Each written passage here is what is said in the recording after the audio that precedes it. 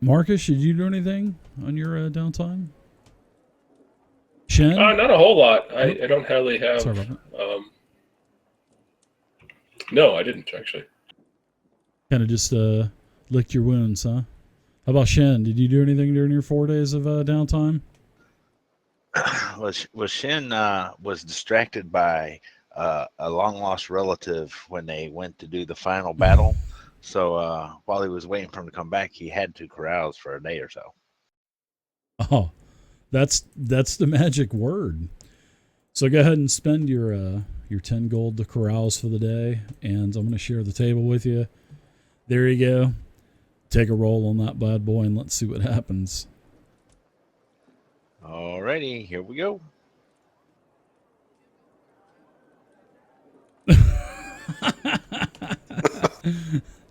So you're basically, for a whole day, you're caught up in a whirlwind romance. As a wham bam, thank you, ma'am. That was pretty much it, huh? Nice. One of my relative, as they was passing through Flan, had a hang me on. Somebody was a girl that was running around with them to just kind of go along for the ride. So I went along for the ride. Very nice. Kind of hooked up with your sister's friend, huh? Yeah. I'm sure your sister will appreciate that if she ever finds out with it, huh? Finds out about should it? Be all right. Should be all right. Should be all right. Yeah, my sister just joined right in. It didn't matter. So how'd you meet? What'd you do? Meet her in the tavern or something? Meet her in the Laughing Goblin? Yeah. I was taking my sister around town, showing her the various places of she likes to throw a dice every now and then. My sister does, and that's when me and her friend started What was her flirting name? with one another, and one thing led to another, and there you go. Nothing better than showing your sister the shithole docks of Flan, right? Where all the gambling and carousing is happening. What was your sister's friend's name?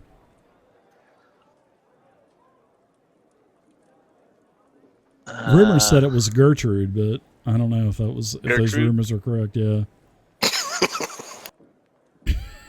Betty bows a lot. Betty bows a lot. Nice. Of a long line of royalty from Waterdeep. Nas, did you do anything with your 4 days of downtime? I went ahead and checked on trying to get in with the welcomers. Oh. And in the meantime, was conversing with them. Also, took a couple days of carousing. Okay. So they did a little bit of a couple days of carousing. That's code word for roll. Do you still got the table up? Oh. So let's see. Ooh. You made an enemy. And you know who this enemy is, this newfound enemy that you have? It is one of the members of the Welcomers Guild. And this is basically one of the higher-ups. Because when you're in the Welcomers Guild, you're solely dedicated to them. And unfortunately, they did a little bit of snooping and a little bit of searching about your background. And they found out that you're part of the Zentarum. So they said, you're not welcome here in the Welcomers Guild. You're part of the Zentarum. And we don't want any part of being associated with the Zentarum. Because basically the Zentarum will wipe the floor with them if they cross them in any way. You know what I mean? Yeah. One of the other things too, that while they're searching my background and stuff, they actually kind of got word about my outpaced lie to Yovir Glendon about them killing the guide that was presented with us in the crypt. Yeah. Good. Yeah, because those the half orc and the elf, they actually informed the leader of the Welcomers Guild that. So that kind of kind of shot you in the foot. So you may have to deal with Yovir Glandon as well for lying. So you caroused for a couple of days, and then you've been lying low for a couple of days too. So deduct your carousing costs of 20 gold, your 2 down days, deduct those from your sheet, and wow, a 2 for 1 on that. I like it. Last but not least, how about you, Omi? What have you been doing? Of course, Omi's been doing some carousing. So it all starts out with Omi's in his room. He's been kind of depressed and moping because he recently found out that an entire shipment of Spoon the World posters and autographed commemorative spoons were stolen by an orc raiding party somewhere around Parnast. So Wow. he's been pretty depressed, and he's wondering what to do next when suddenly he hears a knock at his door. He slips on his boots, gets up, answers the door, and Markesh is at the door. Oh. And Markesh tells me that Madame Friona wants to see me and that she's ready to hear my apology for the events which occurred the last couple times I visited her bar and inn. So I say, Markesh, hey, yeah, this is great. Thank you for coming here and telling me this.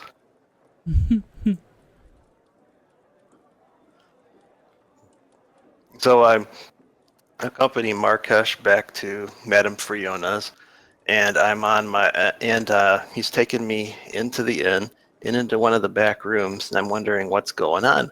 Why are we going into the back room, Markesh?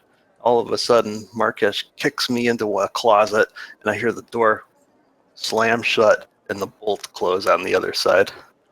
I'm like, Markesh. ugh.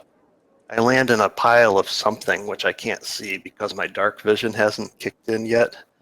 But I feel around, and I can kind of just see an oil lamp. So I go ahead and light the oil lamp up, and then I step back from the oil lamp and look around the room, and I see hundreds and hundreds of broken and twisted spoons all over the floor. Omi gets really wide-eyed, lifts his hands up into the air and says, "Why? Why?" As he falls to his knees.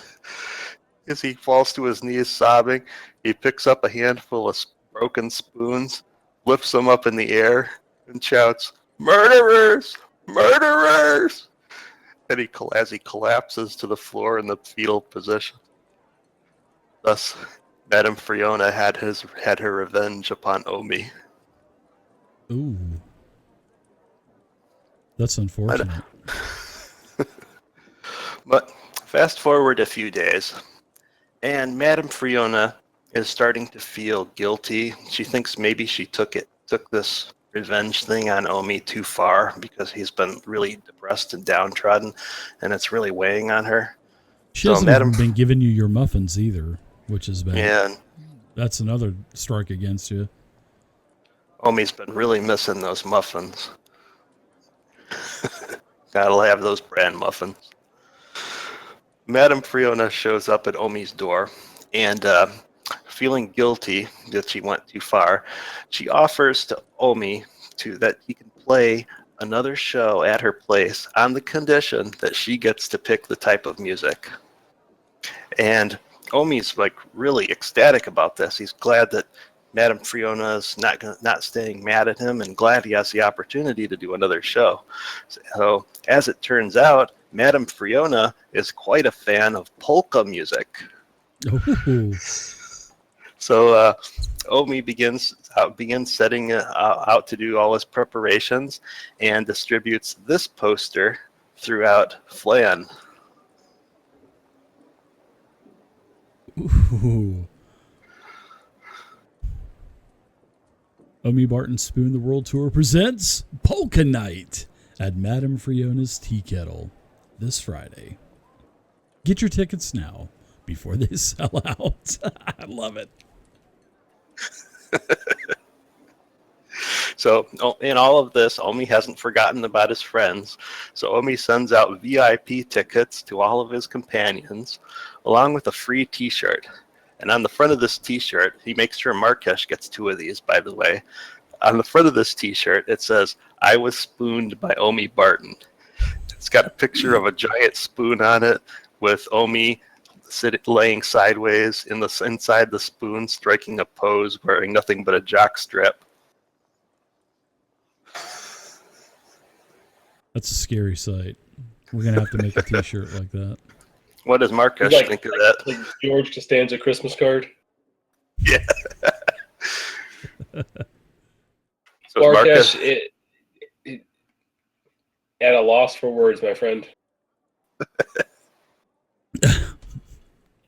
I'll do my best to talk Madame Fiona out of having anything to do with Omi. And little does he know, it's not just her idea for those spoons. I partook in at least a half bending and breaking of them.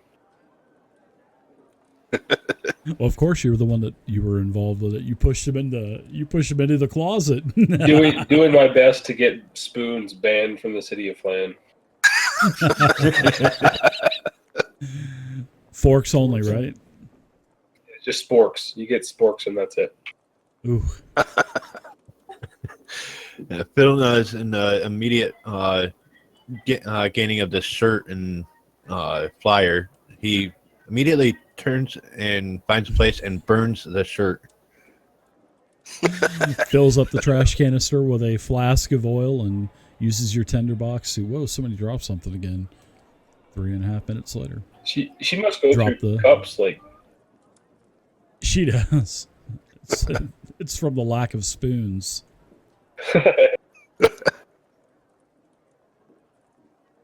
So, show day approaches, and Omi's backstage getting ready to play for the crowd at Madame Friona's, and he takes a peek out the curtain, and wow, there's quite a crowd here. Apparently, there's tons and tons of polka music fans in Flan. So, without further ado, Omi steps out, introduces himself, and says, thank you, people of Flan, for showing up for Polka Night. We're here to have a good time, aren't we?" Couple people yell out, "I thought it was poker night, not polka night," and they go storming off through the crowd. Shin's following them out. He wants to go play cards. So always standing on stage, he's wearing pink and purple polka dot shorts and vest. He's also wearing a traditional rounded polka hat, which has across the brim it has printed "Born to Polka." His legs are covered with some green and yellow striped tube socks that go up to his knees. And of course, Omi has a belt of spoons around his waist. And additionally, Omi has an accordion hung around his neck. Yep, it appears that Omi's added a new instrument to his repertoire. And Omi also brings out, can't forget about his band, the Bucket Men.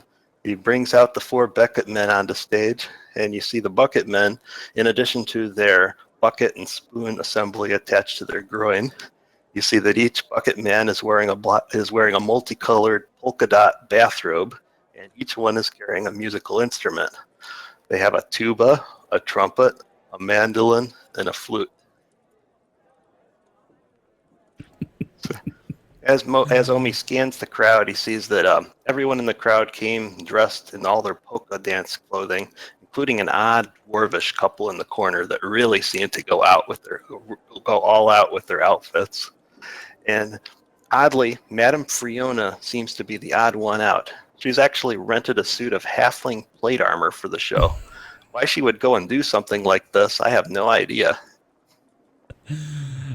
I think it's because of all of the shit that's fixing to be thrown towards the stage. I think that might be why she's wearing all of it. So, without further ado, Omi opens up, starting with some classic polka music, polka songs such as "Roll Out the Barrel."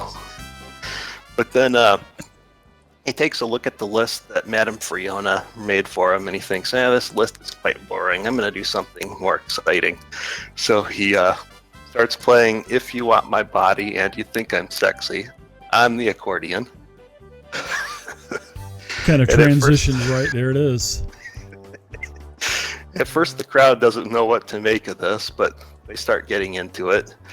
Then he moves on to the ever favorite Baldur's Gate hit. All that she wants is another baby on the accordion with a little bit of spoon accompaniment.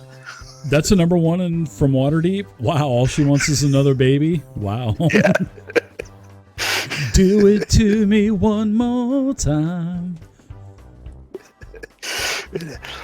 And in between songs, Omi throws a couple spoons out to the crowd, and I imagine they're caught by a couple of young girls who start jumping up and down excitedly and swooning, and they're also wearing "I Was Spooned by Omi Barton" T-shirts. The real tight ones. Yeah, the real tight ones. Nice. Are they doing anything else? Yeah, they're people are crowd surfing. That, you know, a couple of the drunk sailors that are in there that thought it was poker night and not polka night. They're like ripping tops off of the bar maidens and stuff like that. It's a good time. Madame Fiona, you can hear metal on metal as the spoons are being thrown at metal at her suit of armor, and you can see them bouncing off of her. Things are starting to get out of control here at Madame Fiona's there. It's getting pretty hairy, Omi. Uh-oh. I think this is a good time to roll on the carousing table. I think it would be.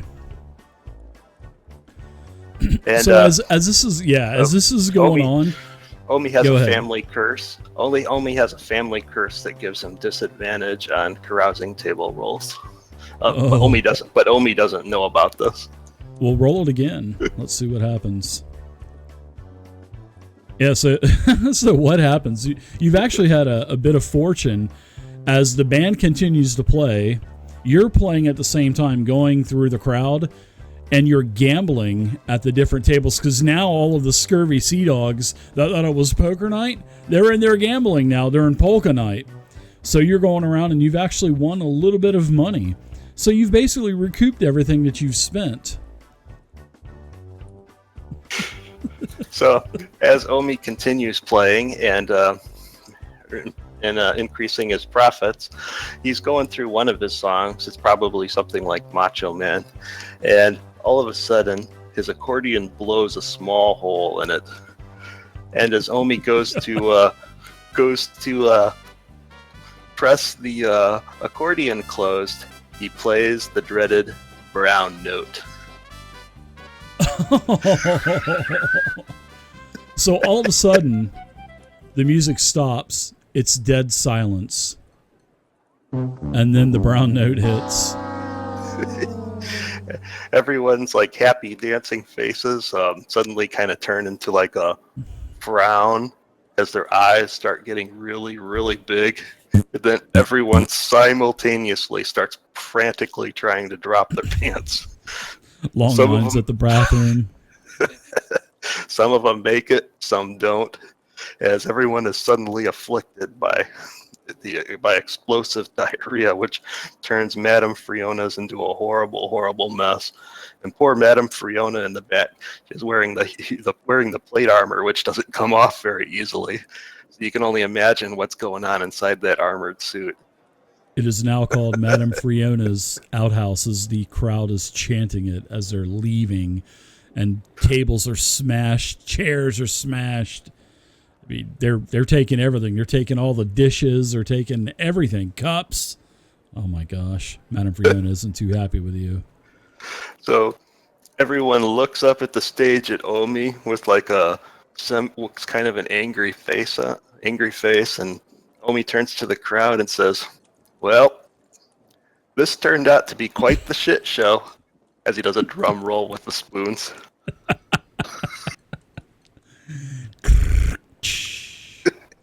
What a horrible night. Madame Fiona told you to leave the tea kettle and to never come back. And she starts calling for the guards. Uh-oh. Naomi's going to take that as a cue to beckon the bucket men to leave with him out the back. And at first the crowd thinks is pretty angry, but after hearing that joke, they start laughing. Few people start chuckling, and then everybody starts laughing. It was nice to get out of the tea kettle. It was literally a breath of fresh air.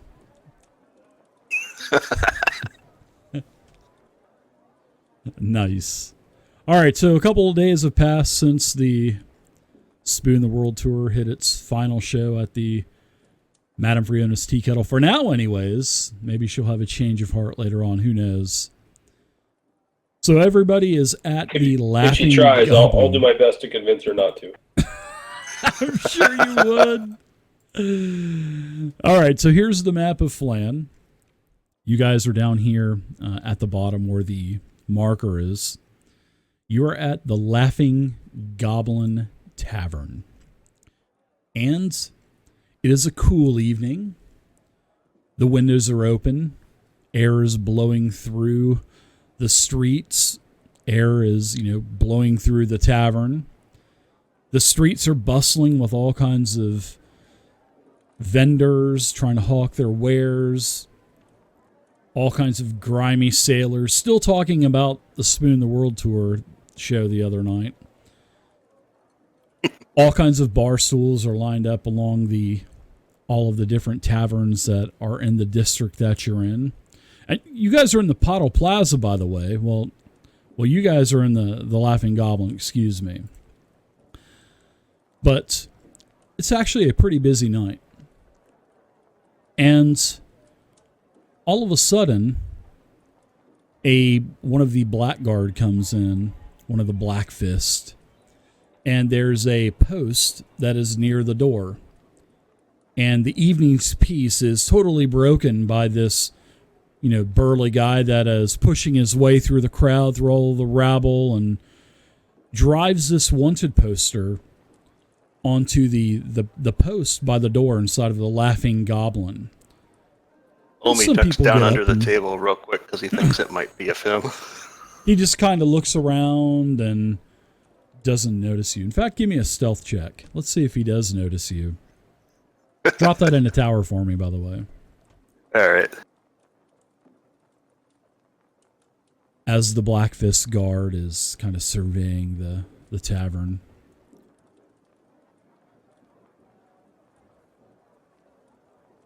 You're all right. He leaves. In fact, he nails several of the wanted posters up and gives a couple to the tender of the bar as well. You guys are in the Laughing Goblin around a table. What say you as this Black Fist guard just came in and... Hey, Shen, can you go check that poster? I'm afraid it might be of me. Fiddlenaz will walk over to the bar, keep and see what flyer he was given. Okay. So as you go over and there's, 3 or 4 that are kind of stacked up as, and you can kind of rip one off. And as you're looking at it, in a bold black print, it reads, "Wanted for thievery most cunning." So you immediately eliminate me out of the equation there. And so it is it has a caricature that is some pretty horrible art, actually, of a young human male. And he has these rat-like ears, beady little eyes, but you're kind of wondering, is this actually what this guy looks like? And who the hell drew this? Because he needs to take some art lessons. This guy's horrible. But it although it says at the top in the bold black print, "Wanted for thievery most cunning," there's also some other text, and it says a list of charges such as theft, breaching the peace, rendering aid and abetment, and aiding the enemies of Flan. And then it just kind of goes on and goes on and goes on with a bunch of other lesser offenses. And then it says in big, bold letters also, "Reward promised by the Lord Sage of Flan." And then it has like an official looking seal from the Lord Sage.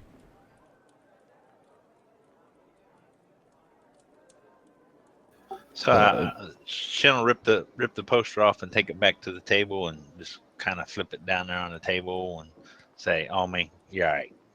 I get Come up out from under the table. I get up, take a look at it, and like go do the back in the slump back in my chair.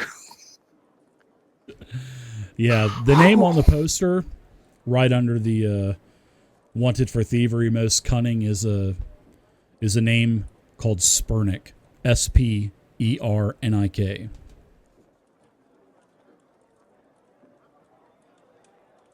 And like I mentioned, who is offering the reward again? The Lord Sage of Flan. And you know the Lord the Lord hangs out in the library, which is in Pottle Plaza. You guys have been in Flan for a good while. You guys have been there for several months, so you know that the Lord Sage is in Mantor's library, which is down here.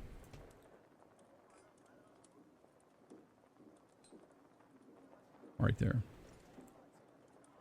And then here's Pottle Plaza. Just down Pottle Street, a couple blocks away from the Laughing Goblin.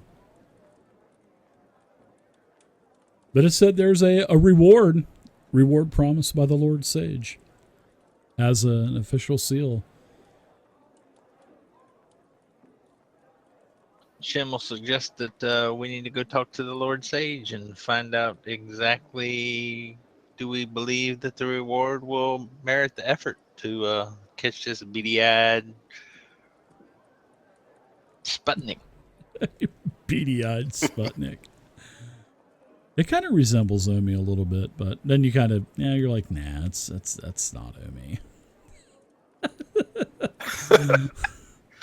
Omi's gonna put a fake mustache on, but but it's one of those that makes it so overtly obvious that it's fake.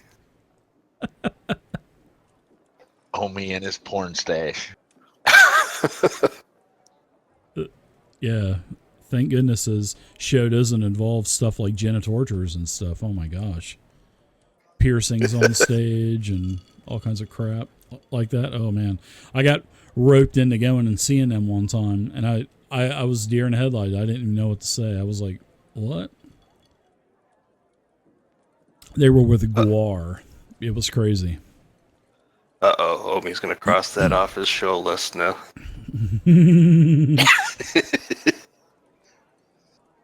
Pottle Plaza.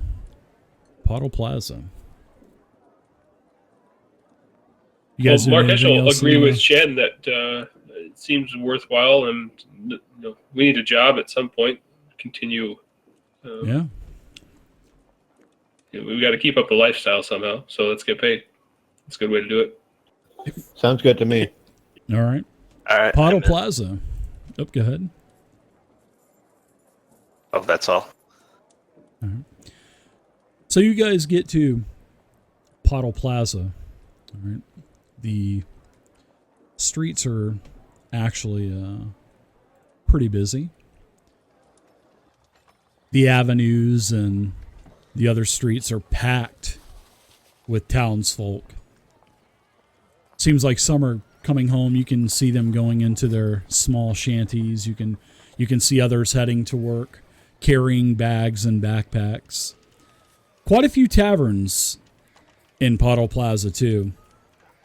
Now the sun is starting to go down. It's been a long day. It's starting to cool down. The wind is still blowing. And there are a couple of young kids that are carrying ladders, lighting all of the street, like the lampposts. And they're all, it basically dimly lit, dimly lights the area and with this soft orange type of glow everywhere. Now, as for the inns that are in the Pottle Plaza, there are several. There is the Cracked Crown, which is also an inn. People are pulling some cows through as well. There's Nat Weiler's Bell. There is the Bitter Blade, which is also an inn. Natwaller's Bell is just basically like a rough and tumble type of tavern. And then there's the Velvet Doublet, which is mostly a restaurant. And then there's all kinds of other shops. There's Cockburn's Grocery. There's Matteo the Weaponsmith. There's Ernst Livery as the temple starts to ring the bell for last prayer of the day. There's Jerome of Malavant. He's sort of like he's a fencer. He has like a pawn. But there's also, he's also been known to buy some pretty crazy stuff. And word of mouth is he also deals in like black market goods, but nobody's been able to prove it. But that's Pottle Plaza. And you guys are right here in the Pottle district. And of course there's the Laughing Goblin as well, which is on the very eastern end of Pottle Plaza. Would you like to buy some wares, sir? You wouldn't happen to have some bran muffins, would you? No, I do not. And he opens up his jacket, and he just has a bunch of different knickknacks and daggers and stuff. Whoa, excuse me, sir, as the horse bumps into you and almost knocks you over. You guys want to go to Mantor's library? I take it that's where you guys are. Yeah, he's gonna go ahead and head over that way. Yeah. Okay. All right. So as you guys start to get closer to Mantor's library, there are these huge colonnades that frame the outer part of Mantor's library. This is a beautiful, beautiful architecture. There is a bench, a solitary bench that's sitting next to a small tranquil pond at the, basically at the fore of the property in the center of the square. You guys can see that there's the square and there's a little pond there.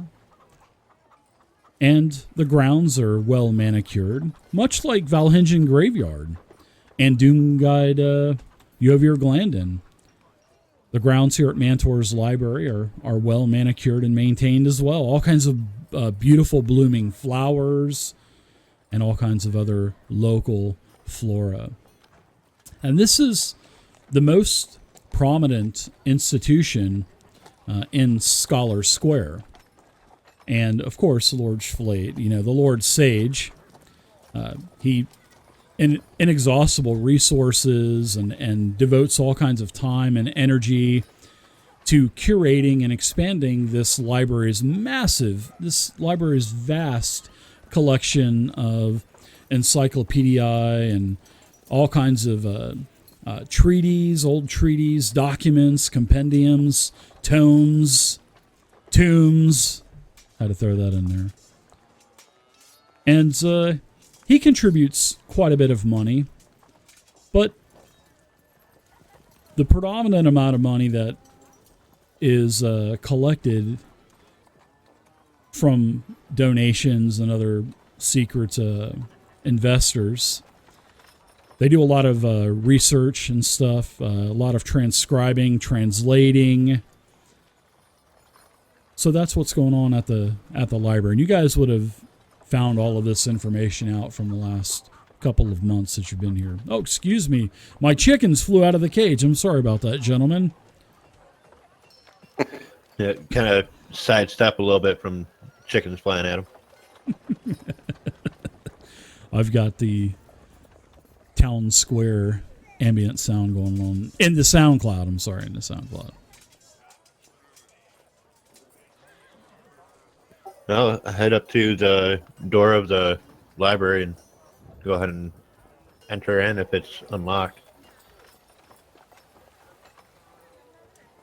All right. You guys saw a little bit. You walk in, and it is dimly lit inside of the library.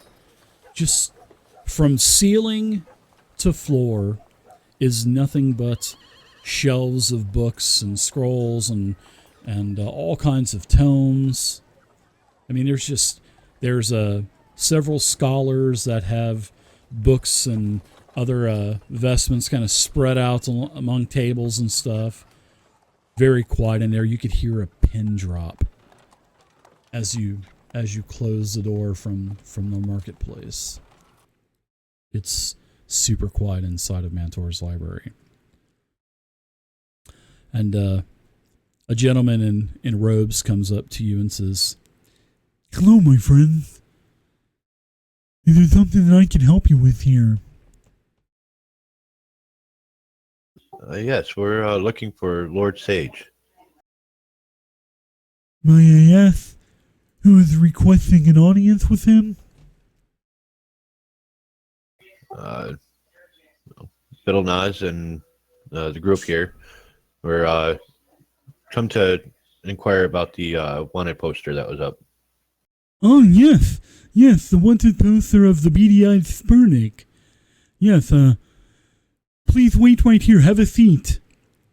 I will go and fetch the sage for you. And he walks off. Disappears into a hallway. Quiet as a mouse. A couple of minutes go by. You guys While do anything as he's gone? While he's gone searching, I'm going to go ahead and kind of browse a little bit through the stacks and see what kind of books there are in here. All kinds of books. Anything it's all, partitioned by topic and genre. I mean, this is massive. There's so much time invested into this. All kinds of books. Anything you want to read about is here. Huge library. It's awfully quiet in here. This place could sure use some spoon tunes. No, I can't. Shin has zero respect for the amount of silence that's going on. Not trying to be quiet, not trying to be rude, but I'm quiet makes me uncomfortable. You guys So are talking fiddling amongst around. yourself. Yeah, one of the other apprentice sages looks over at you, and he says, "Shh, shh." It's like what a librarian would do in the library or something. Shh. Puts her finger up to her lips. Shh. Does the old close the mouth zipper thing to you. The Lord Sage comes out. He seems to be quite old, but as you get a look at him, you notice that he has a elvish type of, an elvish ear. So you think he's probably half elf. Probably has half elven blood in him. But for looking quite old, he seems to be in rather good shape. Seems like he's pretty reserved. Comes out walking quite slow. Doesn't show any kind of emotion on his face. And he says, "One of my apprentices told me that you were looking for me. Hello, my name is the Lord Sage. That is what you can call me." He says, "I am the Lord Sage, not my name is." But he says, "I am the Lord Sage. My apprentice told me that you were here in regards to the wanted poster that was put up here in Flan. Is that correct?" Yes, wanting to know any more detail on what the wanted poster and how to find out any more information on the person. Absolutely. Please follow me. Please follow me to one of our conference rooms. And he, takes you over and escorts you over to a small room and opens the door, ushers you guys in. He enters the room last and shuts the door very softly. And he says, "Please have a seat, my friends. There's a round, beautiful oak round table that dominates this room." And he says, "Please, my friends, sit." And there's also, several pitchers of water that are on the table. And he tells you to please help yourself. So he kind of cracks his knuckles a little bit, sits down at the head of the round table. And he says, "I've had several other inquiries about finding this Spurnick. But I will tell you this. A couple of days ago, this Spurnick and another person that is his accomplice called Tibeem, Tibeem.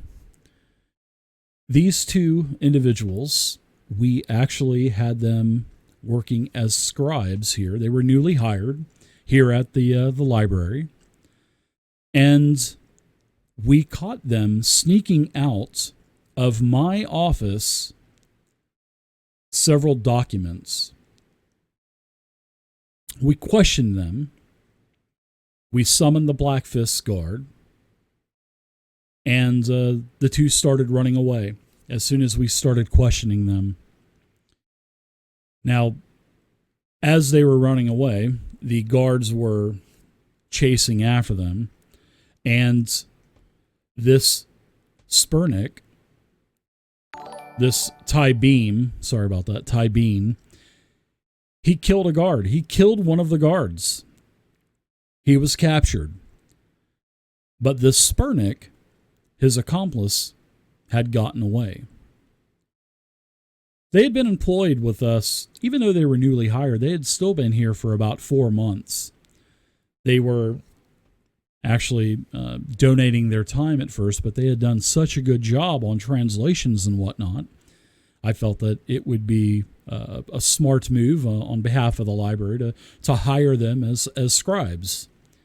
But they had been here for 4 months.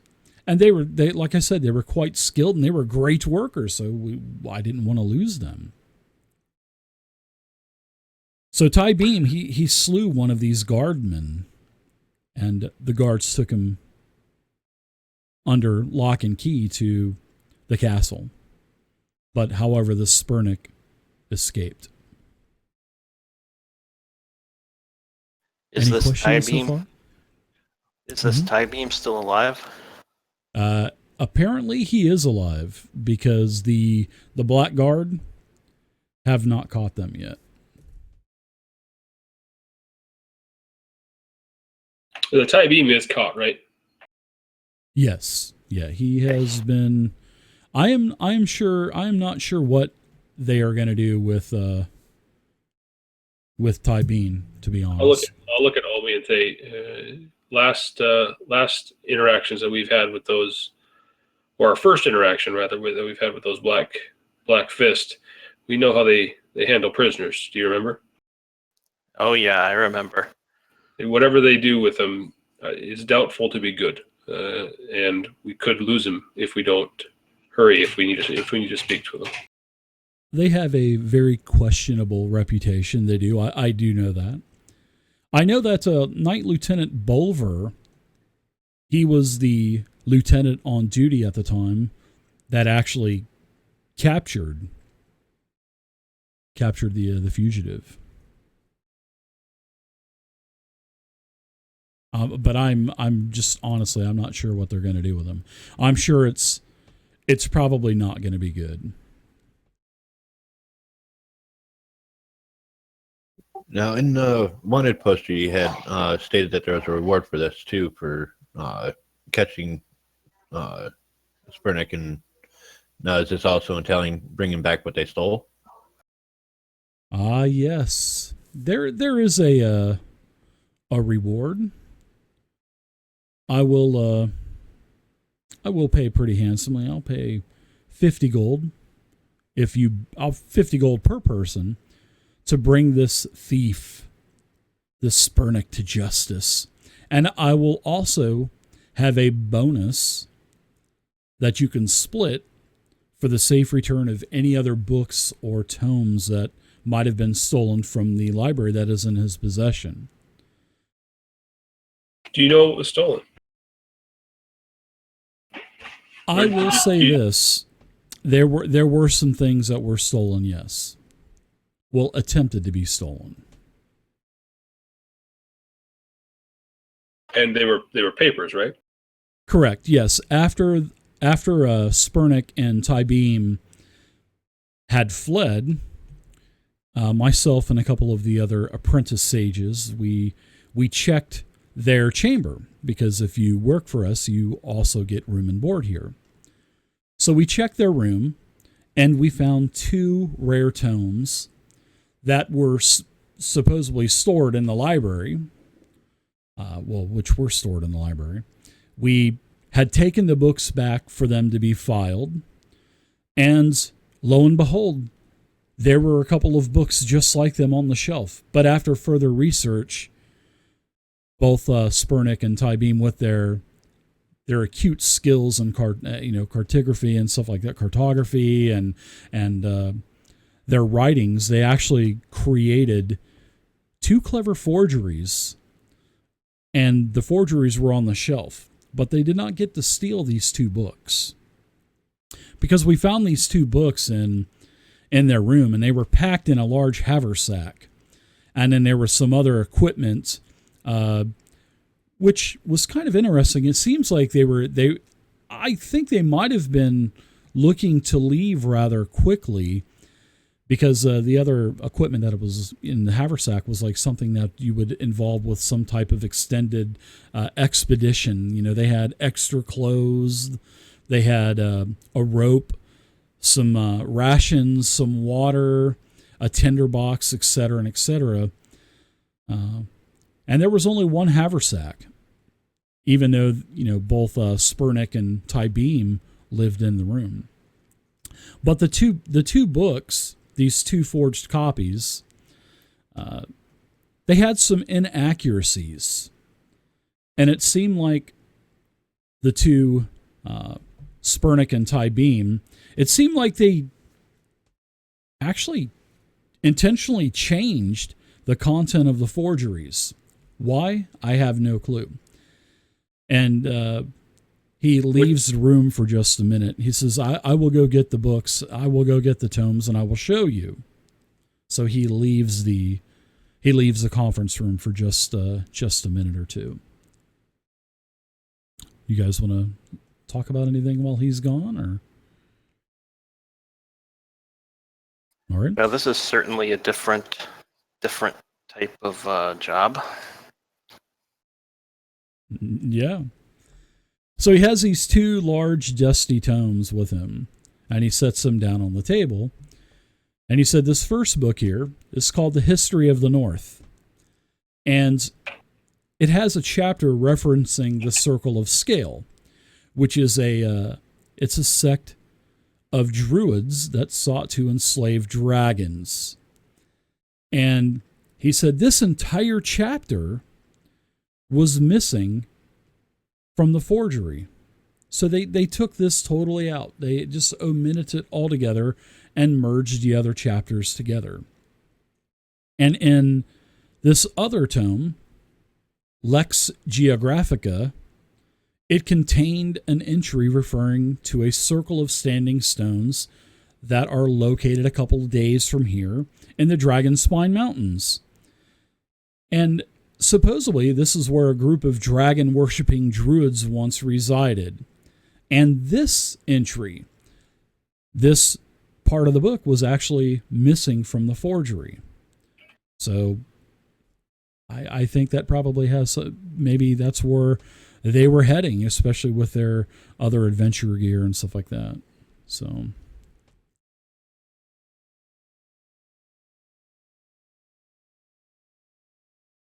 here are the names of the 2 tomes again.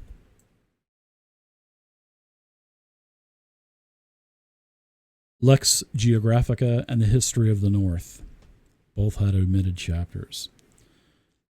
But then he said, as they fled, Tybeam murdered the guard. He was easily arrested. It was, I suppose he's being charged for murder. I did visit him, but he's very tight-lipped. He would not tell me where Spurnick was. He would not tell me if he had any other tomes or documents in his possession or hidden anywhere. He wouldn't reveal any details or even the reason for the thefts. And I'm going to ask one more time. I know you covered this, Dave, but what talking about the history of the North and the Lex Geographica, the chapters removed dealt specifically with what? The first book, The History of the North, in the original, it has a chapter referencing the Circle of Scale, which is a sect of druids that sought to enslave dragons in the past. And in the forgery, that chapter was absolutely gone.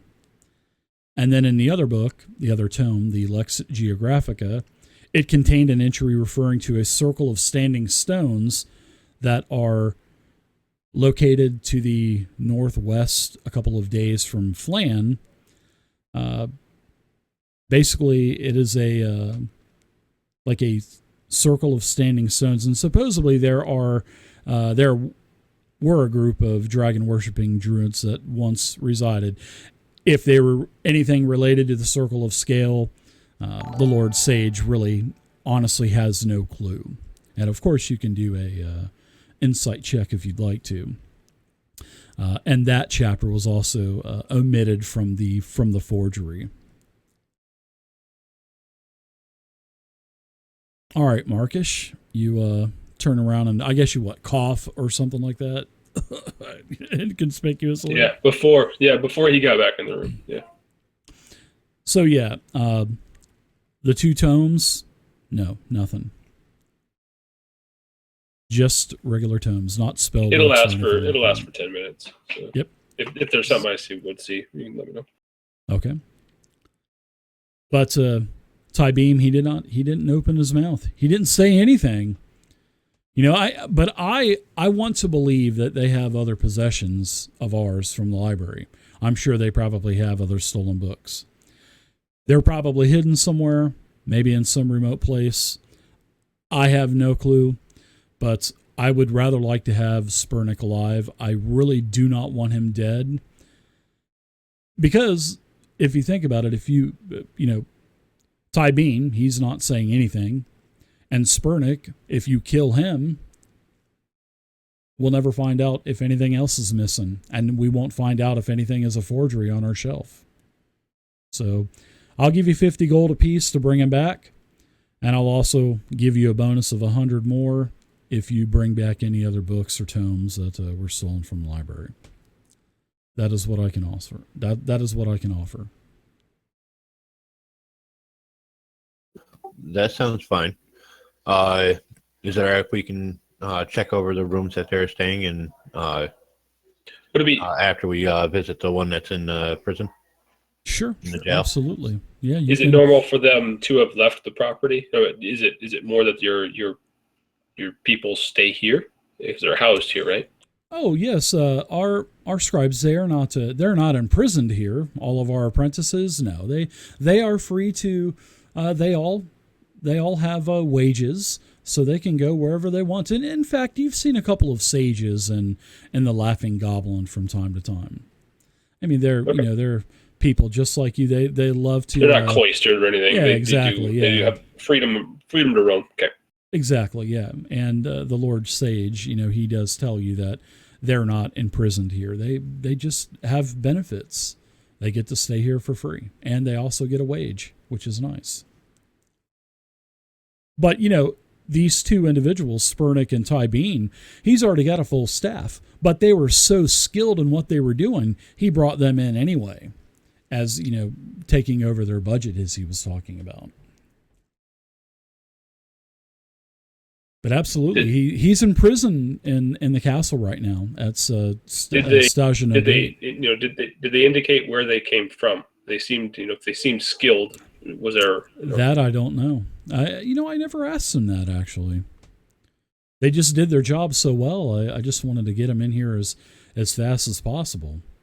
But yeah, feel free to please visit the library, talk to any of the other scribes. You're a guest here, and there may be a couple of other adventuring groups as well. There's several that have also left earlier today, trying to find out other information. You can check out Spurnick and Ty Beam's room. Here is the key, and he reaches into a pouch hanging on his his rope belt, and he takes the key and takes it off of the ring and says, here's the key to their room. I have preserved everything. I have not really touched anything, and I'll even escort you to their room if you'd like. But please feel free to walk around and take all the time you need. Did they interact with others on a regular basis, or did these 2 keep to themselves? They actually they did keep to themselves. A couple of the other scribes had mentioned that once once we had found out that they had made a couple of forgeries. Of course, we had a meeting here at the library, and most of the other, well, actually all of the other apprentices said that they were quiet and they kept to themselves. They would, often go out and eat at the restaurants here in the plaza and stuff, even though we have a one of the scribes is a heck of a cook, but they seem to hardly ever eat here. They always went out, which they didn't need to do, but like I said, they're not imprisoned here, so they are here to roam as they want, as long as the work gets done, and they obviously did a great job for us. So what do you think, Marcus? I think we can take this job.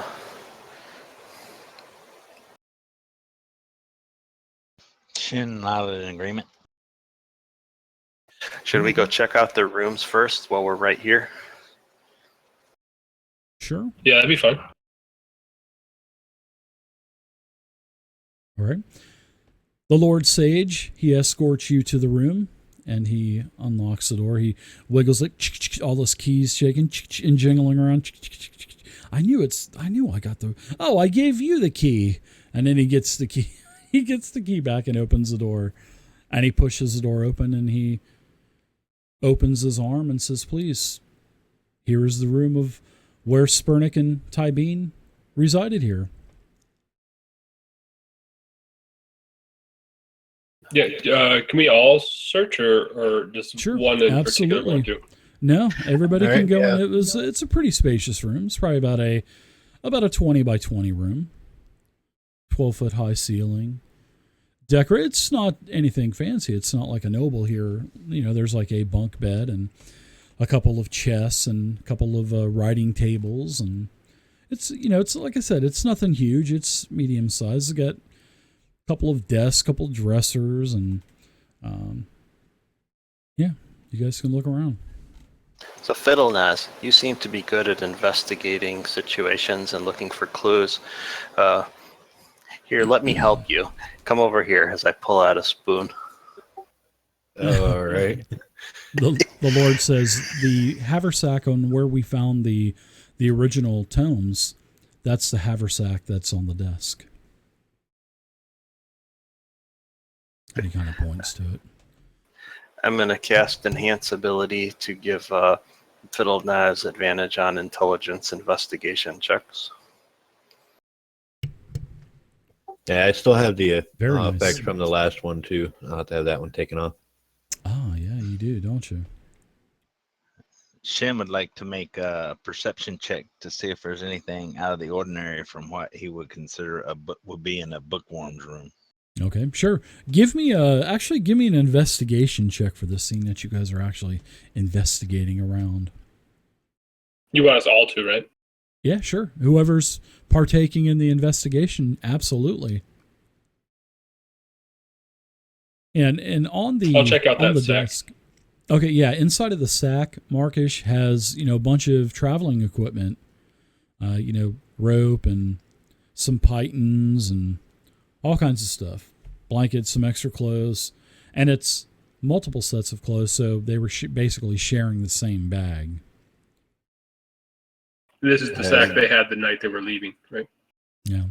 Also, in the desk as you're kind of looking around, Markish, the desk has inside of one of the drawers has a piece of paper, and it looks like it's blank, but as you pick it up and you kind of turn it over, it appears this is like a shopping list of things to be purchased from several of the stores here in the plaza.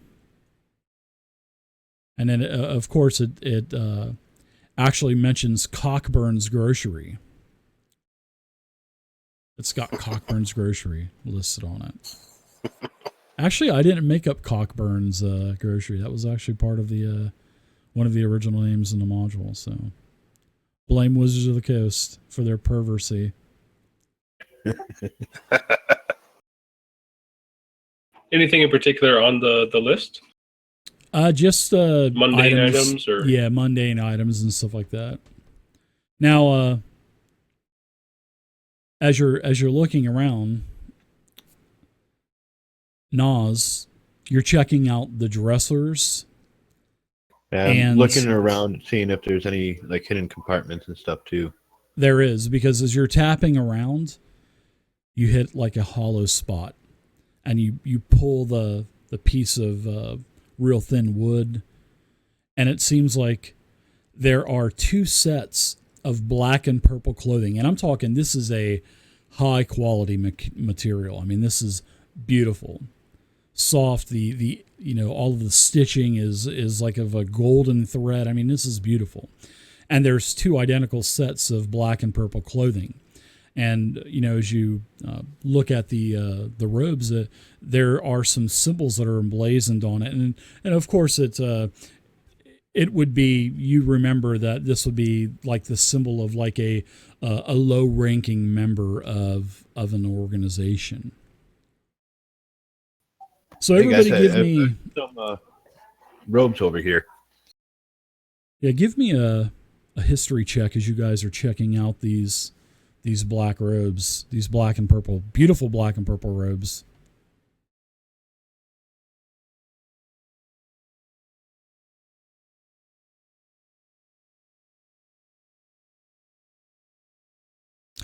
Yeah, both Nas and Markish, you guys know of this symbol, and along with Shen, Omi was off in the corner of the room messing with the spoons and all, so you could hear his spoons kind of clicking around.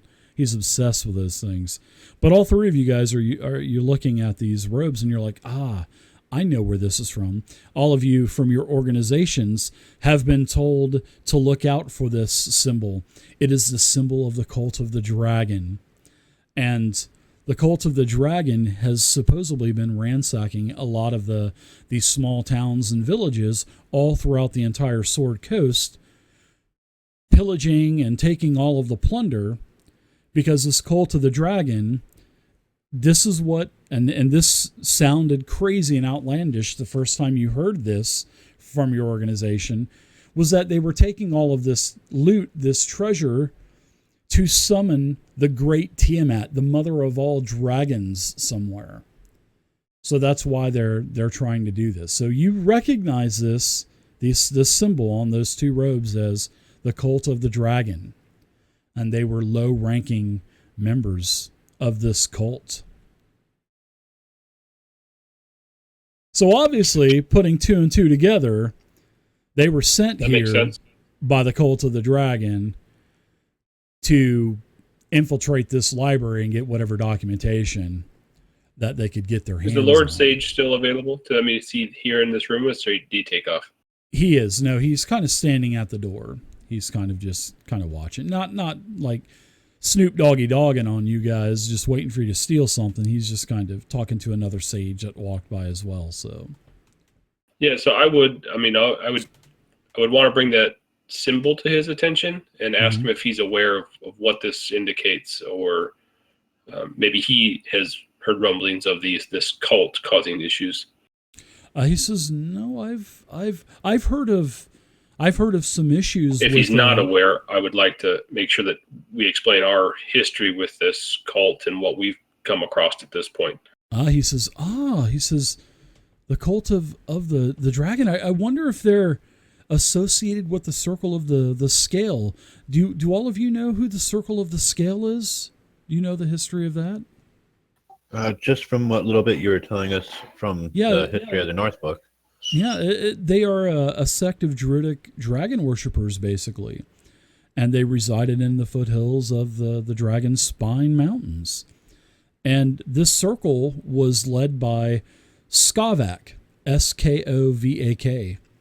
And he was self-titled. He called himself the Scalebinder. And he claimed that he could subvert the will of any dragon with nothing but the tones of his voice, and using, his voice was a relic, as he called it, and legend held to be a scale of Tiamat. So now that you tell me that, this scale that Skovac had in his possession. Maybe that's what they're looking for, because the scale was from Tiamat. It would be quite the relic, and they are quite the relic hunters. Oh, yes, it seems like they are. And especially with now it's starting to make sense with the 2 books that they had actually omitted the chapters out. They wanted the information on the circle of the scale. That's probably how they found out about the scale from Tiamat and the location of those stones, those standing stones of where they worshipped. That could possibly be where this daunting individual, Spurnik, this beady-eyed individual, is probably heading. I'll ask him if he's fine with us taking these robes. We may need to infiltrate this cult at some point. They're becoming quite the thorn in the side of our area here. I have nothing against that. However, I would like for you to return them when you're done, so we could keep those in our records, and we could store those and preserve them and keep those for any further future use that we would need them for in the future. There is nothing. That sounds fine. There is nothing good that will come of this cult. Our experience in the past has been of nothing but brutality and enslavement of those, outright murder of those that are not within the cult. So they are becoming quite the problem, and you need to do a better job of asking some questions of those that you let in your service. Yes. This will not be the last time, I'm sure. I'm afraid you're right, my friend. I have, really dropped the ball on this, as you can say. I probably should start screening individuals much better, especially, in times like these. I'm sure he has friends within the city of Flan, higher ups. Perhaps they should be made aware of the problems that this could cause them as well. It seems as though this cult uses influence through infiltration. There may be more than we know. That's what it seems, yes. So where this story ends with the circle of the scale, this Skovac, he tried to tame a red dragon named Skolwarix. And this red dragon attacked his Temple of the Scale and destroyed it. Destroyed Skovac and his entire sect within the temple.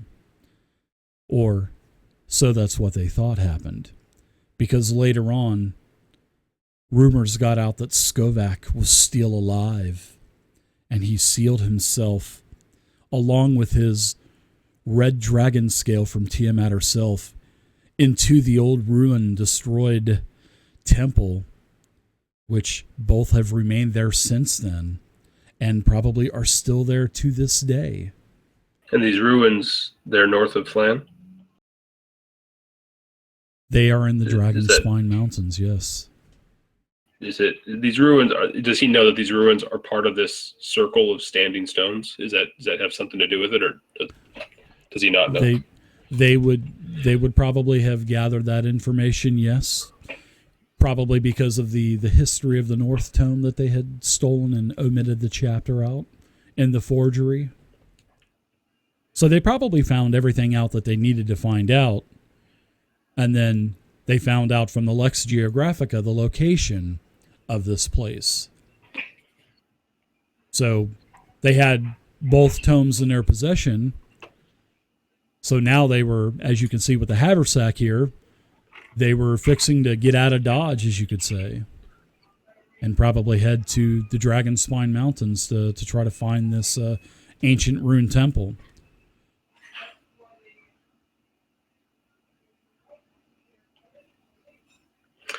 Fair enough. Gentlemen, do you have anything else that you'd like to clear up while we're here? That sounds like everything that we need to know for right here. I think we should go talk to this tie beam. Maybe we can play good good guard, bad guard with him for a little bit, and then head out. It sounds like these people have a head start on us, so maybe we better head out as soon as possible after we talk to this tie beam. You look familiar, but he's quite tight-lipped. I will say that. I tried to talk to him as well, and he wouldn't say a word. But please feel free to talk to any of the other apprentices here at the library, and you can also head over to the castle at the gate, and maybe even check out that. You said you found that list, so I think there's actually. I think you're doing quite well. Actually, the other individuals that came in here just wanted to see how much the reward was for, and just left immediately. So you're already ahead of them. You have all kinds of knowledge and information. They didn't even want to have a discussion with me in the conference room like you. So I hope that you find this Spurnick, and I hope that you please keep him alive and bring him back to us here at the library. We will do our best. I wish you well on your journeys. And the sage shuts the door and locks it and walks off. And says, "May the Schwartz be with you." Do you think you would gain any benefit from talking with any of the other apprentices around here about maybe Spurnick and Tybean's behaviors while they were here? Seems they were kind of close-lipped and focused on their task at hand, not very friendly. So I think they were quite purposefully put here, and it is up. Sounds as though they pretty much kept to themselves. I'm not sure we'd gather much information from anyone else.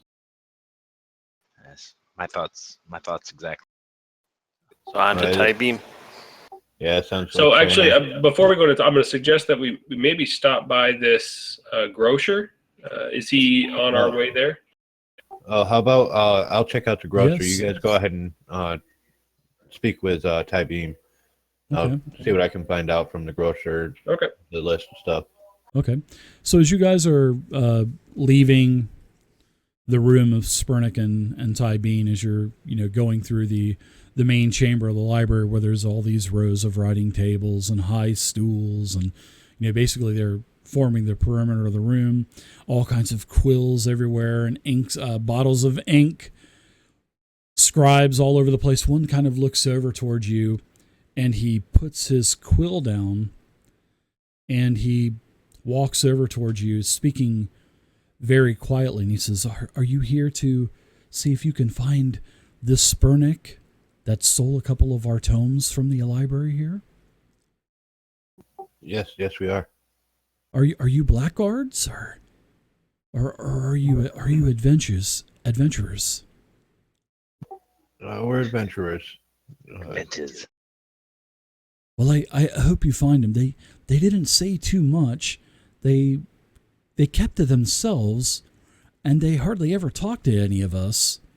But the one thing that we did notice is that they never ate here. They always went out to eat to one of the other meals, and I'm the cook, and I always got offended because they never ate my food. So I didn't know if it was my cooking, and that's what I thought. But after all of this happened, I don't know. Maybe they were meeting other people. That's what we had talked about, but they never ate here. Do you know where they ate at? That I couldn't tell you because I'm always so busy. If I'm not scribing and translating, I'm in the kitchen. However, I will say as we were investigating their room with the Lord Sage, we found this contraption, and he says, come over here. I'll show you the contraption really quick. And as he goes over to his desk, he opens it up, lifts the top up, and pulls out this folding. It's like a large folding compass. He says, this is a compassia, and it's a tool that's associated with cartography. And we found this in the desk, actually, of Ty Beam. That actually might be useful. Is there if I can see that? Sure. Yeah, take a gander at it. I'm I'll sure go the ahead and- Lord Sage probably wouldn't mind if you used it. I mean, if you're going to be trying to track down this this traitor, this villain, this thief, sure, I'm sure you could use it. I'm sure the Sage won't mind at all. All right. Well, thank you for your information. Oh, I'll go ahead You're and more than give it welcome. a once over. Kind of checked out exactly what it is. okay. Well, I've got to get back to work and I've got to get cleaned up. I've got to start dinner. So thanks again. And I hope you catch him. All right, so you guys Can I leave. insight him? Sure, absolutely. Just drop it in the tower.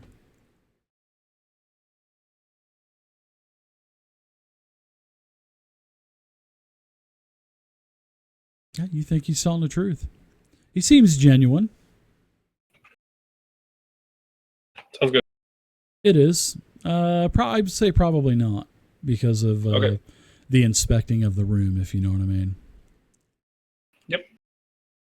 But if you wanted to, use another charge, that's up to you. Nope. I'll go ahead and use my Eldritch Sight and see if there's any magic coming off of it. Eldritch Sight. Oh, you have a ability that allows you, right? Yeah.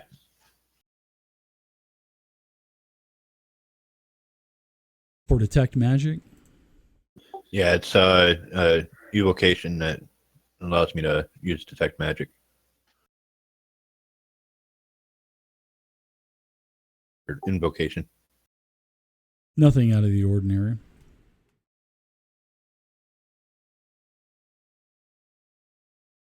Nothing out of the ordinary at all. All right, and I'll still kind of give it a once over, kind of see like what it might be used for.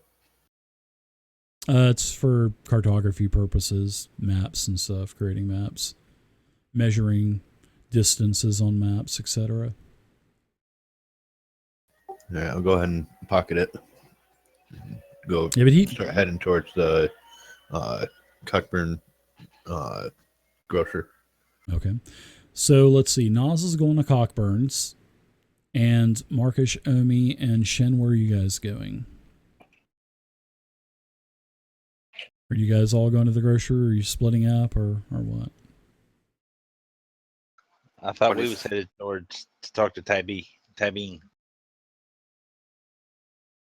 Okay, so that means that someone is going to Stagino Castle. And that would be who? I'll go to Staginaw Castle. Can I suggest that Shen and Omi go to the castle and interrogate this tight-lipped gentleman?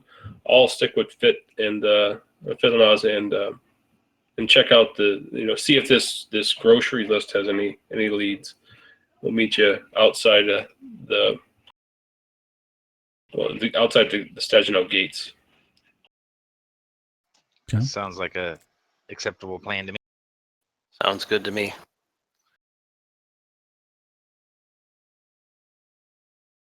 All right. All right. Let's do old Cockburns first, just because of the name. All right, so Nas, as you're heading over to Cockburns, you know the owner. His name is Tad Staslip, and Cockburns is basically the largest provider in Flan of provisions. And as you walk up to the building, it's a very nicely. It's actually a really nice building. It's quite new. It's made of a very sturdy wood, nice stone foundation, and there's just a very simple sign out it says Cockburn's Grocery. So as you go inside, it's a huge area, open area, a nice high ceiling. The walls are stacked with all kinds of shipping crates with goods, all kinds of equipment, all kinds of clients are kind of going around from the farmsteads in the region, buying some things and putting things on their tabs and stuff. and you see Tad, which is a middle-aged man, thinning gray hair and a wide-beam smile. And he says, welcome to Cockburns. I'm Tad. Go ahead and have a look around. And he's actually a pretty portly looking guy. He's a big dude. And he's got like a huge apple in his hand as he takes a bite. And he's, he took a bite first and then he spoke to you with his mouth full, bits of apple kind of flying out all over the place. But he seems to be a pretty pleasant man. And he's quite nice to you and courteous and isn't disrespectful at all, and just tells you to have a gander around, or if there's anything you need, just let me know, and I'll help you out as best as I can. Oh, thank you, and good day, Ted. Actually, we have a good day couple to you, questions. sir. See if you might be able to help us with. Absolutely. What are you here to start an account with us, or do you have a farmstead, or are you looking for some kind of equipment, or? It pertains to some equipment. Mainly looks over towards Omi. You still have the list on you, right? Omi went to the other place, Marrakesh, though. Yeah. Yep. Yeah, he takes another bite out of his apple. All right. It has to do with a couple of gentlemen from the library that absconded with some information the other day. Actually killed a guard, if I'm not mistaken. I heard about that. Some thieves that were working in the library stole a couple of old books. I think I heard that was the rumor flying around the marketplace here. I believe the rumors may have been true this time. Troubling times we live in, I'm sure. Mm-hmm. So what does that have to do with me? We had found a list of items that they were looking to purchase, and we think they might have actually came here to purchase them. And what was this gentleman's name? I keep pretty diligent records of everything that is sold here, of course, for tax purposes and write-offs and whatnot. But he walks over and he has a massive ledger that is mounted onto the wall. This book is probably 3 feet wide. Massive tome, massive, real thick leathery pages. Scribed by the name of Tybeen. Or could have possibly been Spernick. I don't. If they used the names they gave at the library. I do not have any of those names. A Spernick or a Tybeen. I wish I knew more.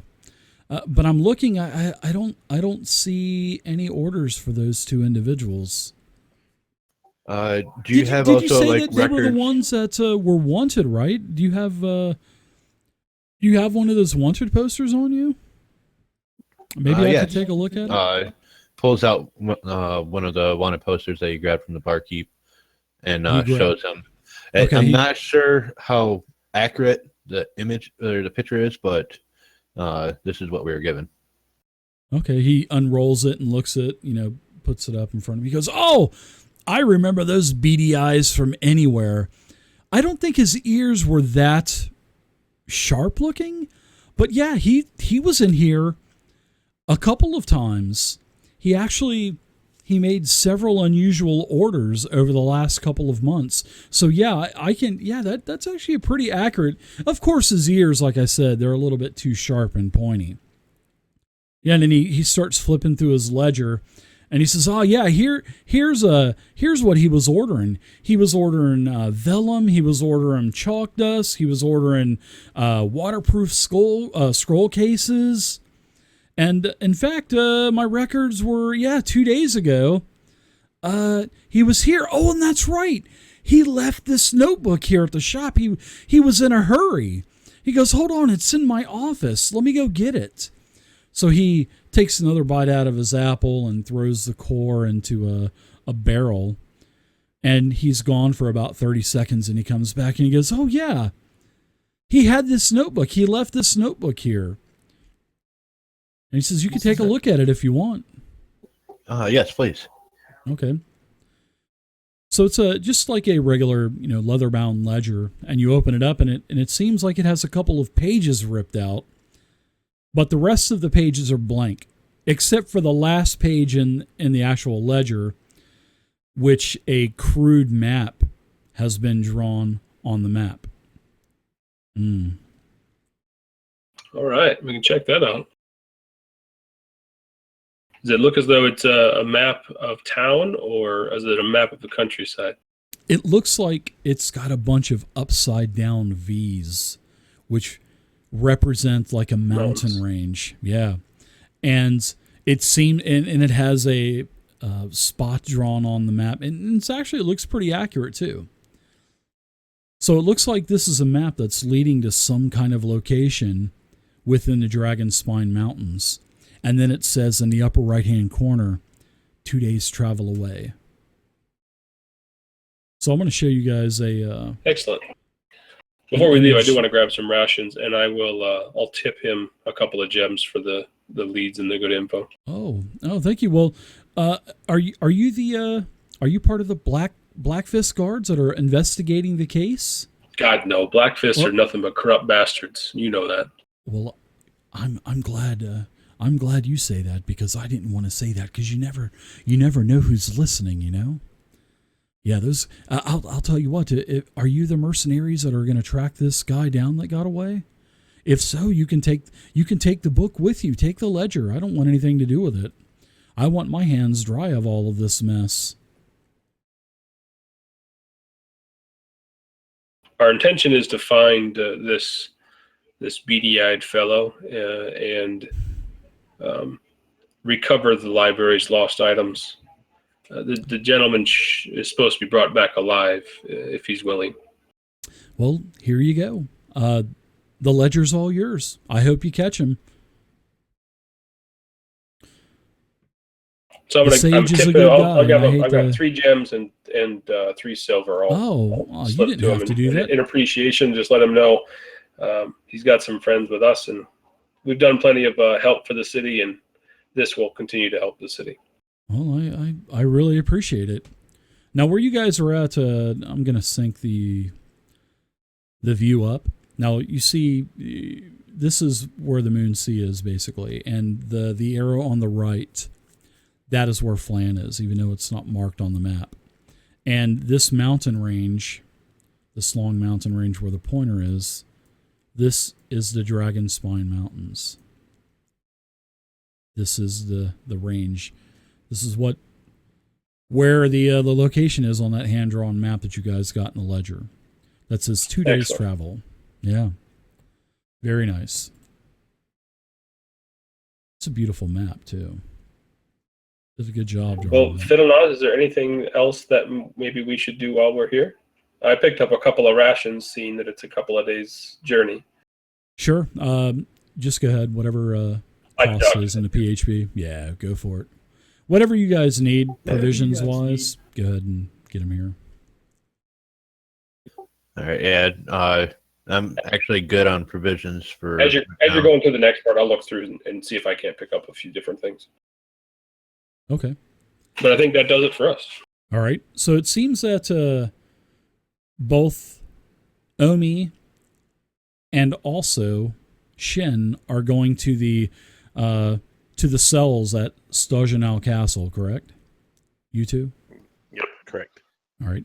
Now, Stajano Gate is on the map, and as you guys can see here, it is basically, the gate is B, and I'm going to move the pointer right here. You can't even get into the castle. You have to go through the gate to get to the castle. And the prisoners and stuff are stored here at the castle. They're imprisoned, stored like in a Cockburn's establishment. So, stored in Shipping Creek. This is the headquarters of the infamous Black Fist guards, and houses the few prisoners that last more than a couple days before being released or hanged. So the castle has massive walls. They're towering above you. The door of the castle is a massive iron-bound door, and it opens in the middle, spreads wide open. And the castle's been here for over 100 years. Now, as you're approaching Stagino Castle, the gate, on top of the wall, there are bodies hanging from thick ropes. And seeing that this is a very breezy night, a very cool night, the bodies are kind of twisting slowly in the breeze. And you can hear some caw, caw. As you get closer, a couple of ravens that are pecking at their eyeballs and other tastier morsels kind of flutter and fly off. You see, even though it's the time of day and the sun is going down and the oil lamps are burning, there's still a long line of people here, and they're lined up to where at the end of this line, there's a desk where a very bored-looking guard is kind of got his feet propped up and kind of rattling his fingers on the desk, and he's, from time to time, thumbing through an enormous ledger. Now, remember, we've been playing this game for a little bit. Does any of you have the Favor of the Black Fist? Anybody have that?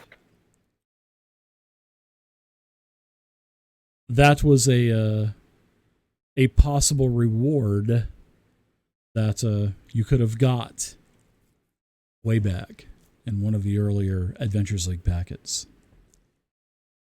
And there's a small contingency of Black Fist guards that are kind of listening to all of the people in line bitching at them about how long. It's like being in the post office. There's 5 places where you can go up at the desk to be helped, and there's one person working out of 5 possible spots, and the line is out the door wrapped around the building, basically. And people are just in a bad mood. Every time you go to the post office, it's like that. Titusville, Florida, guys. Don't go to the one on US 1. It sucks.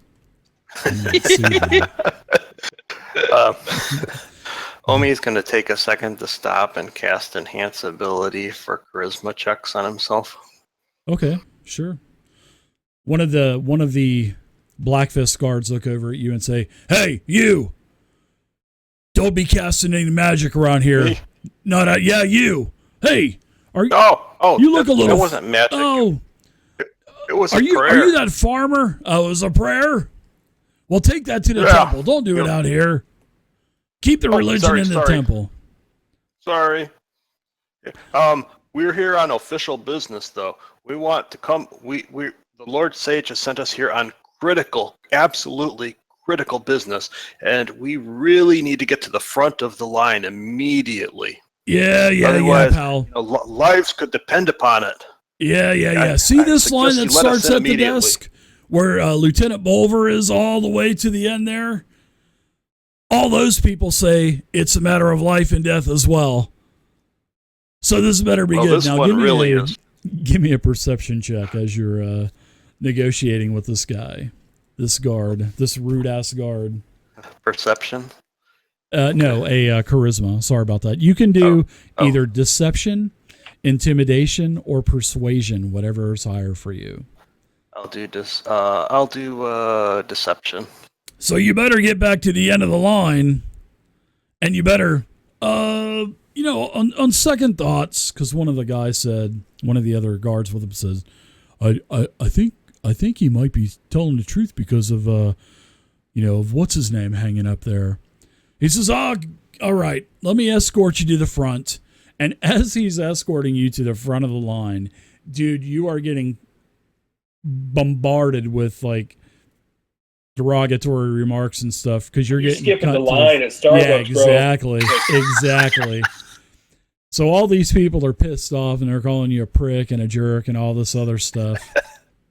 And they all know his face from those goddamn posters. Yeah, Omi's used to it, so it just bounces off of him. So he actually takes it as praise. Oh, yeah, yes, thank you. I can't believe that all these people know exactly who he is. Hey, some of you guys were at the Spoon the World show. I really Don't get miss some star status here, don't you? don't miss the next show. Next week we're doing a charity event for people who can't orgasm. Just let me know if you can't come. I'm going to interrupt you right there, because if you break those spoons out here, you see all those bodies hanging up on the wall, you're going to be joining them. You got me? Spoons. Oh, I don't have any spoons with me. See? Look. All right. I don't have any spoons. Well, you better thank my buddy here for bringing you to the front of the line. You just pissed a bunch of people off. And then he does a and holds his hand out like he's looking for a tip or something, like a fucking waiter. He's like, pull a bran muffin out of my backpack. Oh, this looks good. Is this one of Madame Friona's? Wow, this is kind of stale, don't you think? In fact, it is. Well, I'd kind of rather have the kind that jingles, if you know what I mean. And he's speaking real slow. If you know what I mean, I'd rather, don't insult me with a stale muffin. I'd rather have the kind that jingles. I discreetly slip a gold piece into his hand. Well, have a good night, sir. Thank you. You as well. May the spoon be with you. She's just kind of hanging back like a respectable 4 to 5 paces, taking up kind of like a bodyguard position, just shaking his head at him. Nice. So Lieutenant Bulver, because the Lord Sage had actually mentioned that he was the one that was in charge of finding this Spurnick, and the one that was actually took Tybeen into custody. And this Lieutenant Bulver, he's got some stroke here in Flan. He definitely has quite a bit of power, and most people, they respect that because they know what's good for him. He loves his job, though. He's got a reputation for loving his job, and he takes so much pleasure out of it. You know that he's not afraid to take a bribe as well. As you just saw, his men aren't shy for taking bribes either. He's got a very sharp wit and an even sharper tongue. Enjoy that bran muffin, sir. Yeah. Lieutenant Cron Bulver is sitting at the table with this long line of frustrated people that are standing out in front of him. And it seems like they're all yelling at him too, which a lot of these individuals, especially towards the beginning of the line, they're trying to petition to the lieutenant to release their loved ones for, stealing a chicken or tipping a cow out in one of the farmsteads. And he just doesn't have anything with it. And then he looks at you and kind of nods, and he says, state your business, please. I haven't got all night. We are here on official business from the Lord Sage. We are here to see a prisoner named Tibbuk. Who? Tybeen? Tybeen, sorry. The Lord Sage's accent is a little you got a cold odd these days. You got a cold? Oh, sorry. Yes, actually I do. Oh yeah, we have Tybeen, and yeah, we arrested him. We definitely arrested him, and he points up to one of the bodies that's hanging from the gate. There's the guy you're looking for. He didn't have a good day. Oh man, one of your deputies didn't have a chance to question him by chance, did he? We most certainly did. We interrogated him. We actually come a little bit closer. I don't want all these other heathens to hear, but we actually tortured him as well, and we tortured him for a couple hours. But he didn't say anything. This guy's got tight lips and tight buns. I mean, tight lips, yeah. But he divulged no information. I wasn't able to give the Lord Sage any information at all. Well, I guess you just saved us some time. Did he have any items with him when you brought him in? Now that I think of it, yes, he did.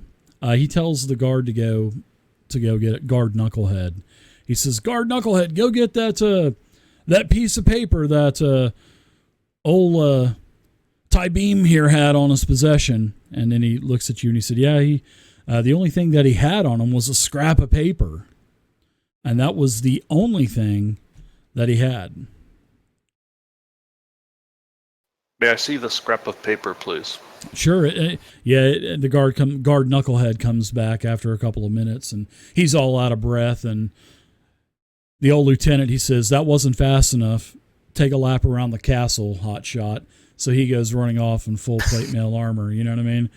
And he says, "Yeah, this is just a piece of paper." And he just kind of shrugs. He goes, "I think it was some kind of shopping list or something like that. I have no clue." But as he hands you the sheet of paper, the small little scrap, it says on there, "Sheaf of vellum, 1, chalk dust, 11 pounds." And then it also says leather spell case. Well, leather case, actually. This is what.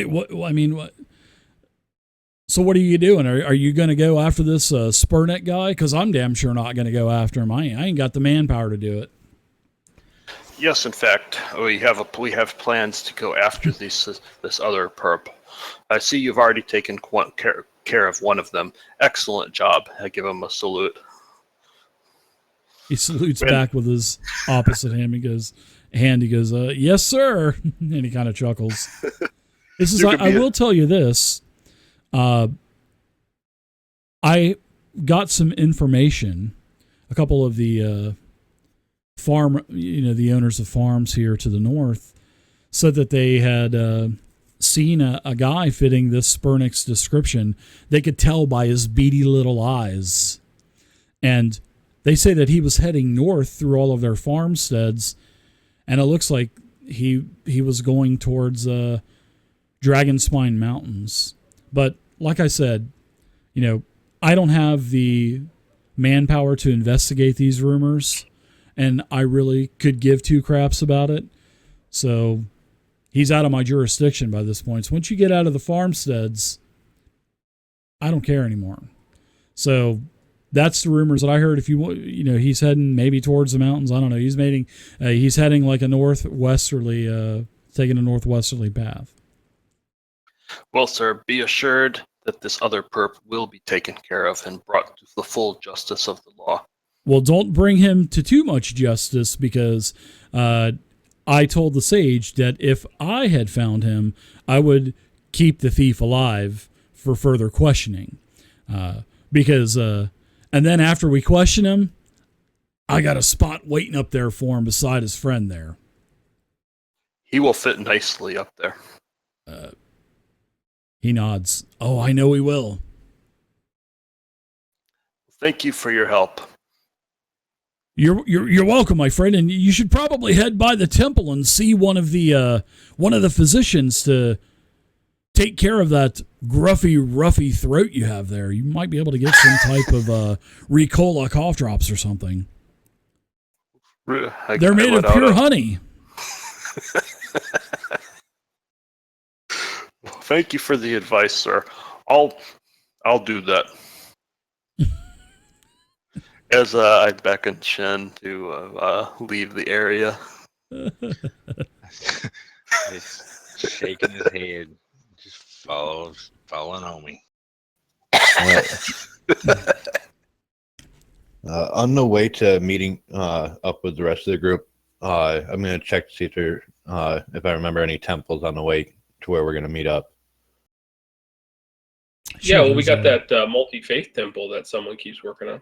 Yeah, you've got Daktar's multi-faith temple that's coming along pretty nicely. And I think you guys would probably meet back up at the Laughing Goblin. I would probably imagine that, right? So when you guys split up? I think we talked about meeting outside B, where your arrow is. Okay. Oh, yeah. So that would be right outside of the castle gate. where good old Ty Bean is hanging and swinging in the wind. Well, Markesh, with Ty Beam wasn't of much help, as he's right up there as I point to his swinging corpse in the wind.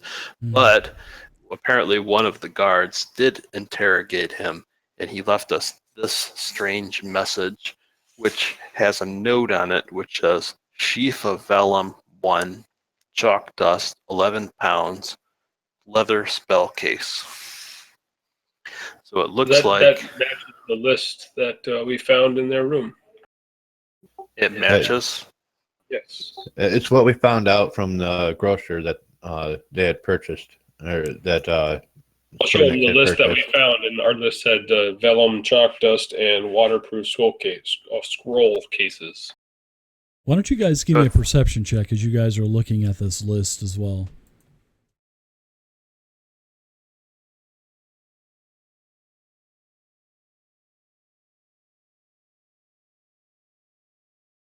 Yeah, Nas, you notice right off the bat, as you're looking through that ledger, this page actually fits into that ledger, and the rips actually they actually line up with one another.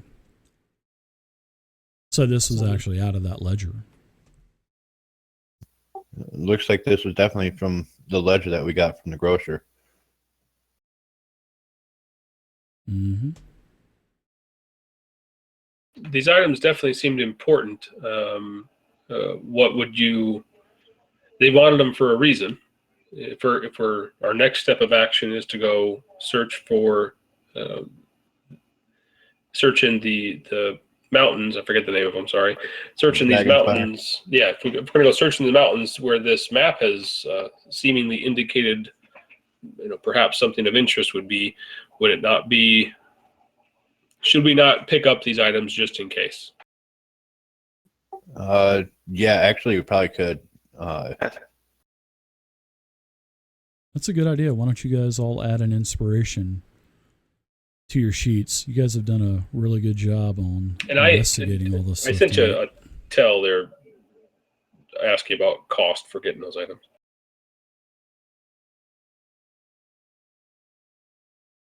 Whatever the book says.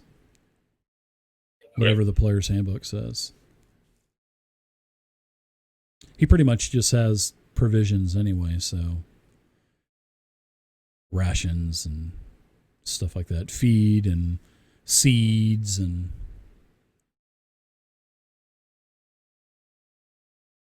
so would it make sense to acquire the vellum, chalk, and waterproof skull cases? Yeah, if you guys want to, sure. Absolutely. Talking to the group here. Okay. Yeah, let's go ahead and pick up that stuff just in case. You never know. Is it chalk dust or is it chalk? Chalk dust, I believe. Yeah, I think it was a pound of chalk dust. It's at 11 pounds. That's a hell of a lot of chalk dust, but it sounds to me like he was trying to do some sort of magical ritual, but who knows what exactly. Can I go ahead and make an Arcana check to see if it might have any kind of specifics towards spell-wise? What, the magical components? Yeah, for those ingredients. Oh, chalk dust? I'm sure that stuff would probably be used for something. Rituals and such? It seems like it would be used for more ritual purposes. But, there would be the occasional spell that would probably need a pinch of chalk dust to go along with that witch's titty hair and stuff, so yeah.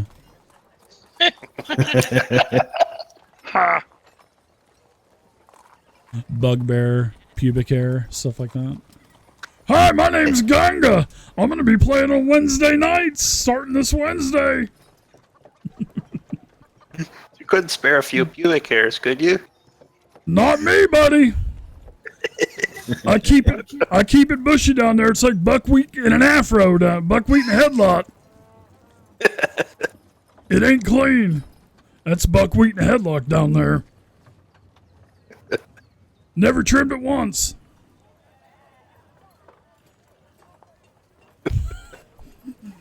Don't mind me. I can't find vellum in the items. Yeah, just feel free to just write it on your character Just sheet. make. I don't even know what it is. It's like a vellum, like if I'm not parchment. mistaken. It's like a parchment. Yeah, it's like a All really right, fine. I'll just parchment. do parchment then. Say it's vellum. Okay. Yeah, I think it's made from leather hide, like a real thin leather Gotcha. hide. Or Yeah, it's something like that. kind of waxy.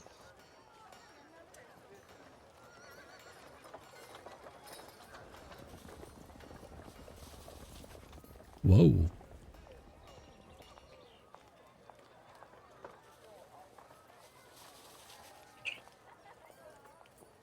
So what do you guys think? All right, so I picked up all the stuff that I got 20 pieces of chalk. I think that'll probably make 11 pounds. If not, I'll buy more. But I bought the parchment, the vellum, and the waterproof skull case. And while you're getting that, I wanted to check at the temple, see if they might have any potions of healing to purchase. Absolutely. They have them for 50 gold apiece. And they also have flask of holy water as well if you need them. I'll pick up some. Can I Popple- slide a hand some empty vials like I did that one time? from the temple? I'm sure Dactar won't. He's got cases of those things. I'm sure Dactar won't miss them. I'll give him 5 empties if he gives me a couple of vials of holy water. Oh, let's see.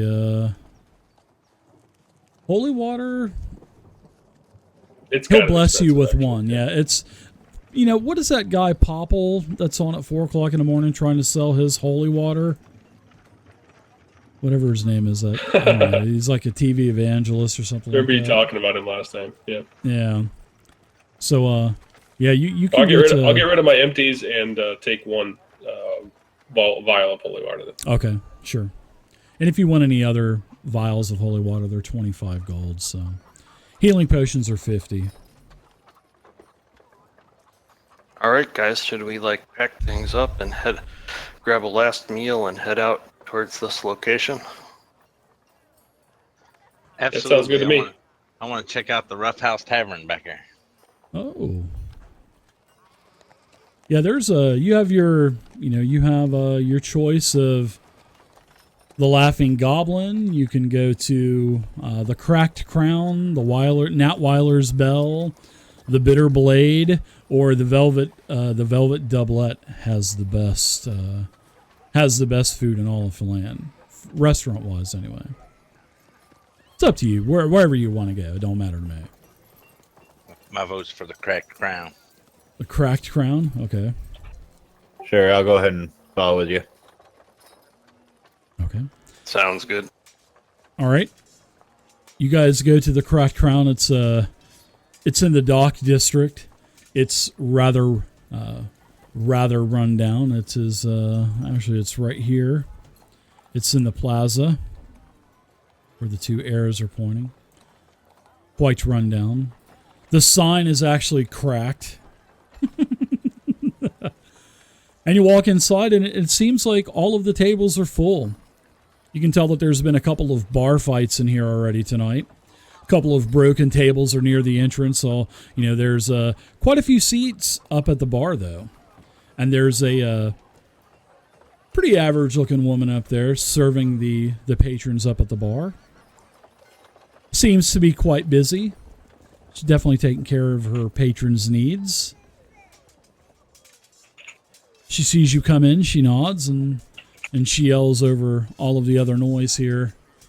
She yells, "Have a seat at the bar! Yep. Have a seat at the bar!" Go grab a seat at the bar. I have a seat. Yeah, go ahead and take a seat. All right. There's also a couple of troubadours that are playing music as well. So she seems pretty courtly. She gives you a nod and a curtsy, and she asks you, "What can I get you, darlings?" Znorky, great name, Znorky. Thanks for following the channel, Znorky. Want a meal and a drink before we head out on the road? Sure. You actually know that this establishment is pretty rough and tumble. But she seems to be a bright flower in a patch of weeds. And she starts to put down some mugs for you and get you a couple of bowls of stale pieces of bread and ask you what you're going to have. And she says, so I don't see you here see you here. Who are you guys? You guys from Flan or what? Whoa, excuse me, I just dropped my glass here, and she pours some drink in it for you. Yeah, we're from around Cat got here. your tongue?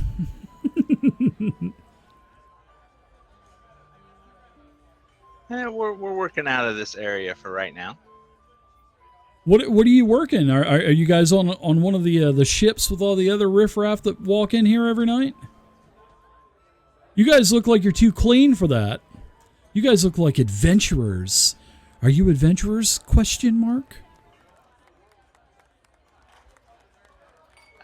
You got us. You kind of look familiar. I think I've seen you. I think I've met you somewhere before. Really? Is it the mustache? No, it's those pudgy little cheeks. And she grabs one of your cheeks and just pinches it. It's those chubby little cheeks. As she does that, a couple spoons in my pocket rattle. So she says, well, I'm going to head over and help some other individuals. She yells over. She says, hey, Fatmar, come and get these gents' orders, will you? And a gentleman comes over. And you guys, all kinds of people sitting at tables. And a waiter, he's very rotund man, sweating profusely. And he comes over and he's out of breath and he says, hello, my name is Fatma. My name is Fatma. What you want? What you want here? I'll just take a steak and some potatoes. Okay. Well, what you think? You think you are mad if we own a cattle? You not here. You get nothing but fish. And then he puts down like a piece of parchment, and it has about 4 or 5 different fish dishes on it. He says, "That what we have here? Oh, fish. My name is Fatma. Just tell Fatma what you need." Fatma, I want a number 4.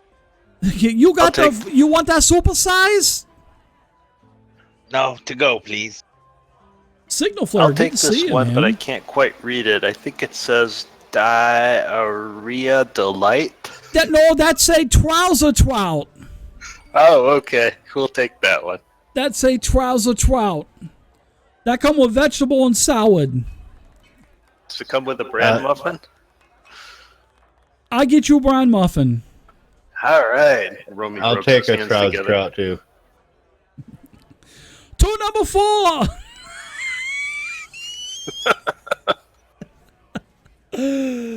Oh my gosh. So what bring you here? Don't see you. You on boat? No, we're not on a boat. No, we're here to inspect for cockroaches in restaurants around Flan. Oh no, cockroaches. No, there's no cockroaches in here. Yeah, we'll see. Hey, be nice here. We'll be the judge of that. You know, let a Mizzy out hear that. She probably will toss you out. If there's no cockroaches here, there'll be no problem. There are no cockroaches, I promise. I take them out of food before I bring them out. No, I just kid. Fatma kid. So what bring you here? What business? Usually ever here for someone. Usually Blackguard come here looking for someone or someone not pay bar tab or it was mess. Fight earlier. Couple of drunken sailors started fighting over this spoon that they got from some concert the other night. No, don't tell anyone, but this is a random health inspection. Oh, I gotta go. We can't be shut down. Fat Ma need to make money. Mizel need money. And he goes shuffling off and goes over to Mizel, and she unties her apron, takes it off from around her neck, and she sits down at your table. She says, all right, so quit bullshitting around with me. Who are you guys? Because I've never seen you in here before. You're not health inspectors. There's no such thing as a health inspector here in Flan. Not with the blackguards present. And she claps. Yeah, great job on that song. Thanks, guys, for playing. Keep buying more. What are you guys really here for? Quit beating around the bush with me. We're just here for a good meal. Well, then you've come to the right place. Sorry for the kidding, but just who we are, you know? You look like some kind of mercenaries, or you look like some kind of adventurers. I don't mind, but you better keep your hat on straight here in this place, because you never know when you're going to get a shiv in your back. I'm not saying by me. Oh, problem solvers. What kind of problems? Let's talk. And she says, Fatmar, bring some more food. She goes, let's talk. What do you want to talk about? I love to know the business of Flan. No, we're really just passing through, but we focus on solving other people's problems for them. What kind of problems? What kind of problems are you solving right now?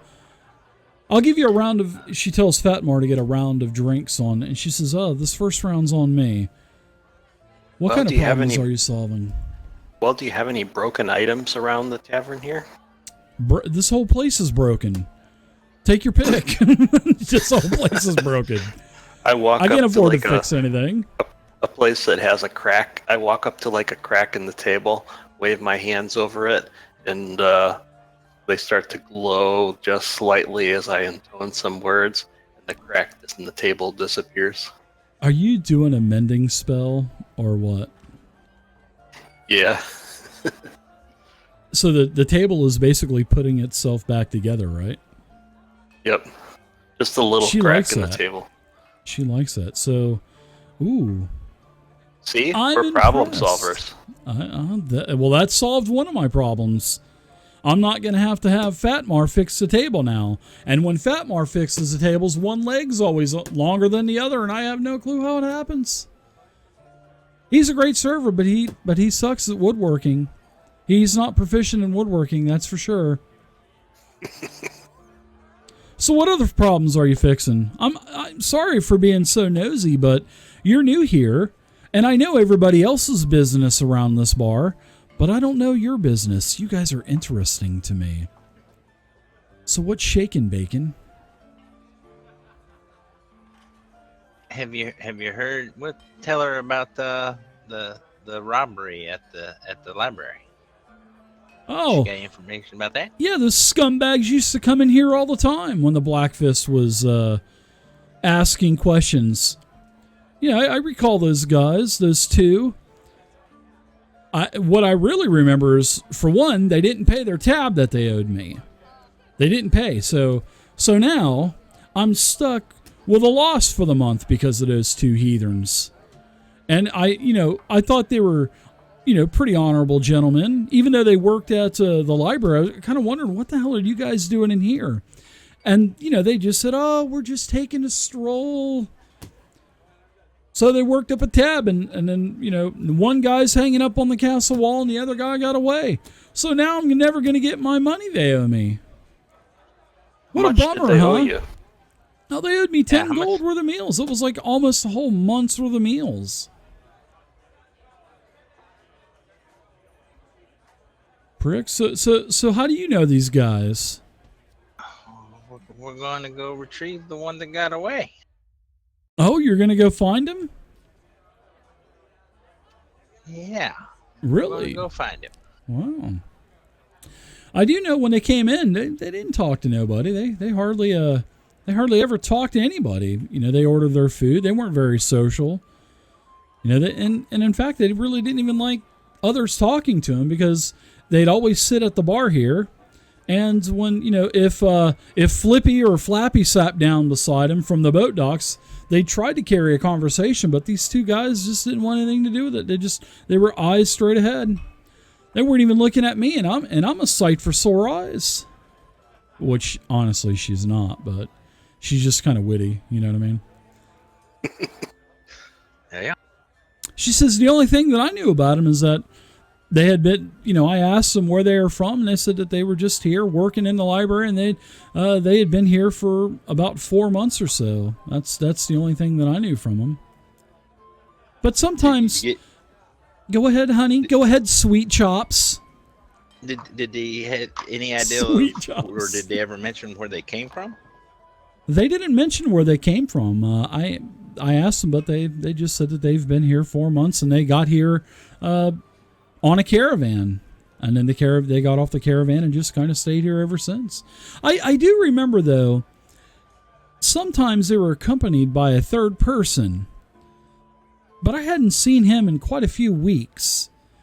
But this third person, he was a human, and he looked like he was a scribe as well. He had this nerdy look to him, sort of like you. She kind of points towards Omi, but it wasn't you. But I never got his name, and she asked Fatmar if he had ever got his name, and Fatmar says, no, I only know a Spunek and Tybeen. That all Fatmar know. And then he walks off. He's got a whole tray of mugs and stuff. I would show her the wanted poster of her of Sputnik and see ask her how good of a rendering that is. She says, oh, his beady eyes are spot on. But as for the rest of him, he's a little bit more thinner in the face. He's got a little bit more rounded ears. But it's not a bad. It looked like a 12-year-old drew it, but it's not too bad. I can almost draw a better stick figure. So the beady eyes, just look around at the group, the beady eyes is his deciding caricature, because everybody that's seen you started it. It's a lousy drawing.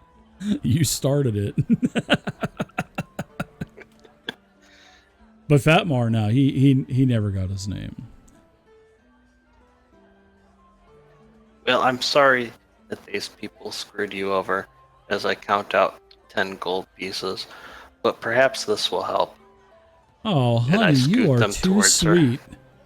Perhaps there's something else you could remember about them, though, which might that help us. That just saved my month, darling. And she gets up and comes over and grabs your head like a big cantaloupe, and she gives you a big ol' wet kiss on the cheek, and she says, you just saved my month, darling. No, thank you.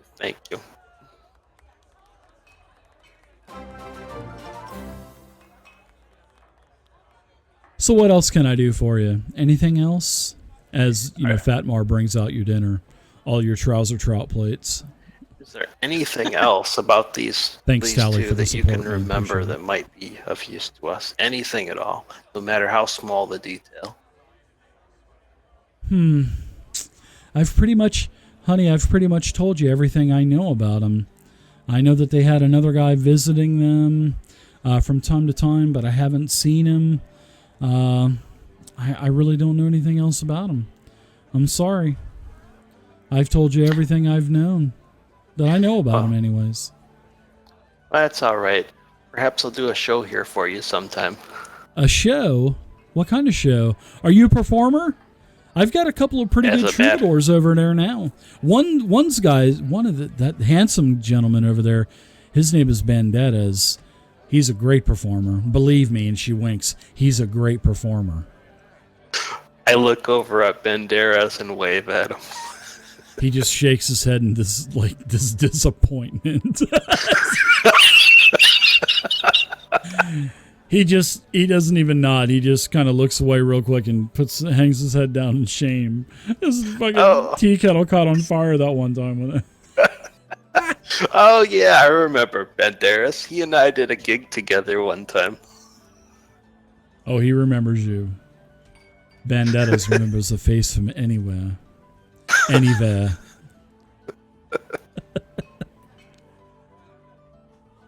Too good. So you guys want to wrap it up? You guys actually found out quite a bit of information about this crime that's going on at the library.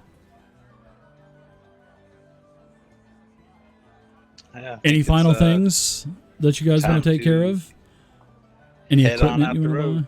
buy? All right. After So recommending that Omi does a show as I'm walking towards the door. Omi does not perform in here because when she finds out who Omi is, because the troubadour over there, Banderas, as the music just stopped, he asked if he could speak to the beautiful woman at the bar there, and her, Misael and Banderas, they go over to the corner and talk, and she comes back over and says, "You're not performing that stuff in here." She says, "You can do that over at the tea kettle." I want to keep what I have left of this hunk of junk that I, my tavern here. So you're not doing anything like that here. So, all right, now, as you guys are starting to turn in for the night and stuff, a couple of you are approached. And the individuals that are approached are Nas and Mark Esch. Both of you are approached. And you're approached by one of your colleagues in the Zentarum. So you're contacted by a human named Chob, and you know who Chob is. Chob has been a Zent agent for quite some time, and he approaches you, and he says, "Oh, my friends, I've heard that you are going to be investigating the Dragon Spine Mountains, and we would like for you to do a task for us, seeing that you're on your way over that way. Would you happen to have the time to do that, my good friends and esteemed colleagues?" It is. Yes. Perhaps we could. Depends on the task. Very good. The Zentarum will appreciate it. So, what Chob needs you to do is he needs you to assess an area for a future base of operations for the Zentarum or the Black Network, because they've got interest in setting up some type of base of operations in the mountains. So he asks you, that small favor, if you could, discern if it's viable or not to have a base up there, basically. He shows us kind of where he's talking on a map. Yeah, correct, yeah. He says anywhere in this region right here, is it's like a big circle that he kind of draws on, yeah. In this area here. And also, I think you're probably going to be looking for that temple up there as well, right? Why don't you map that out for us so we can have that for our records, as he winks.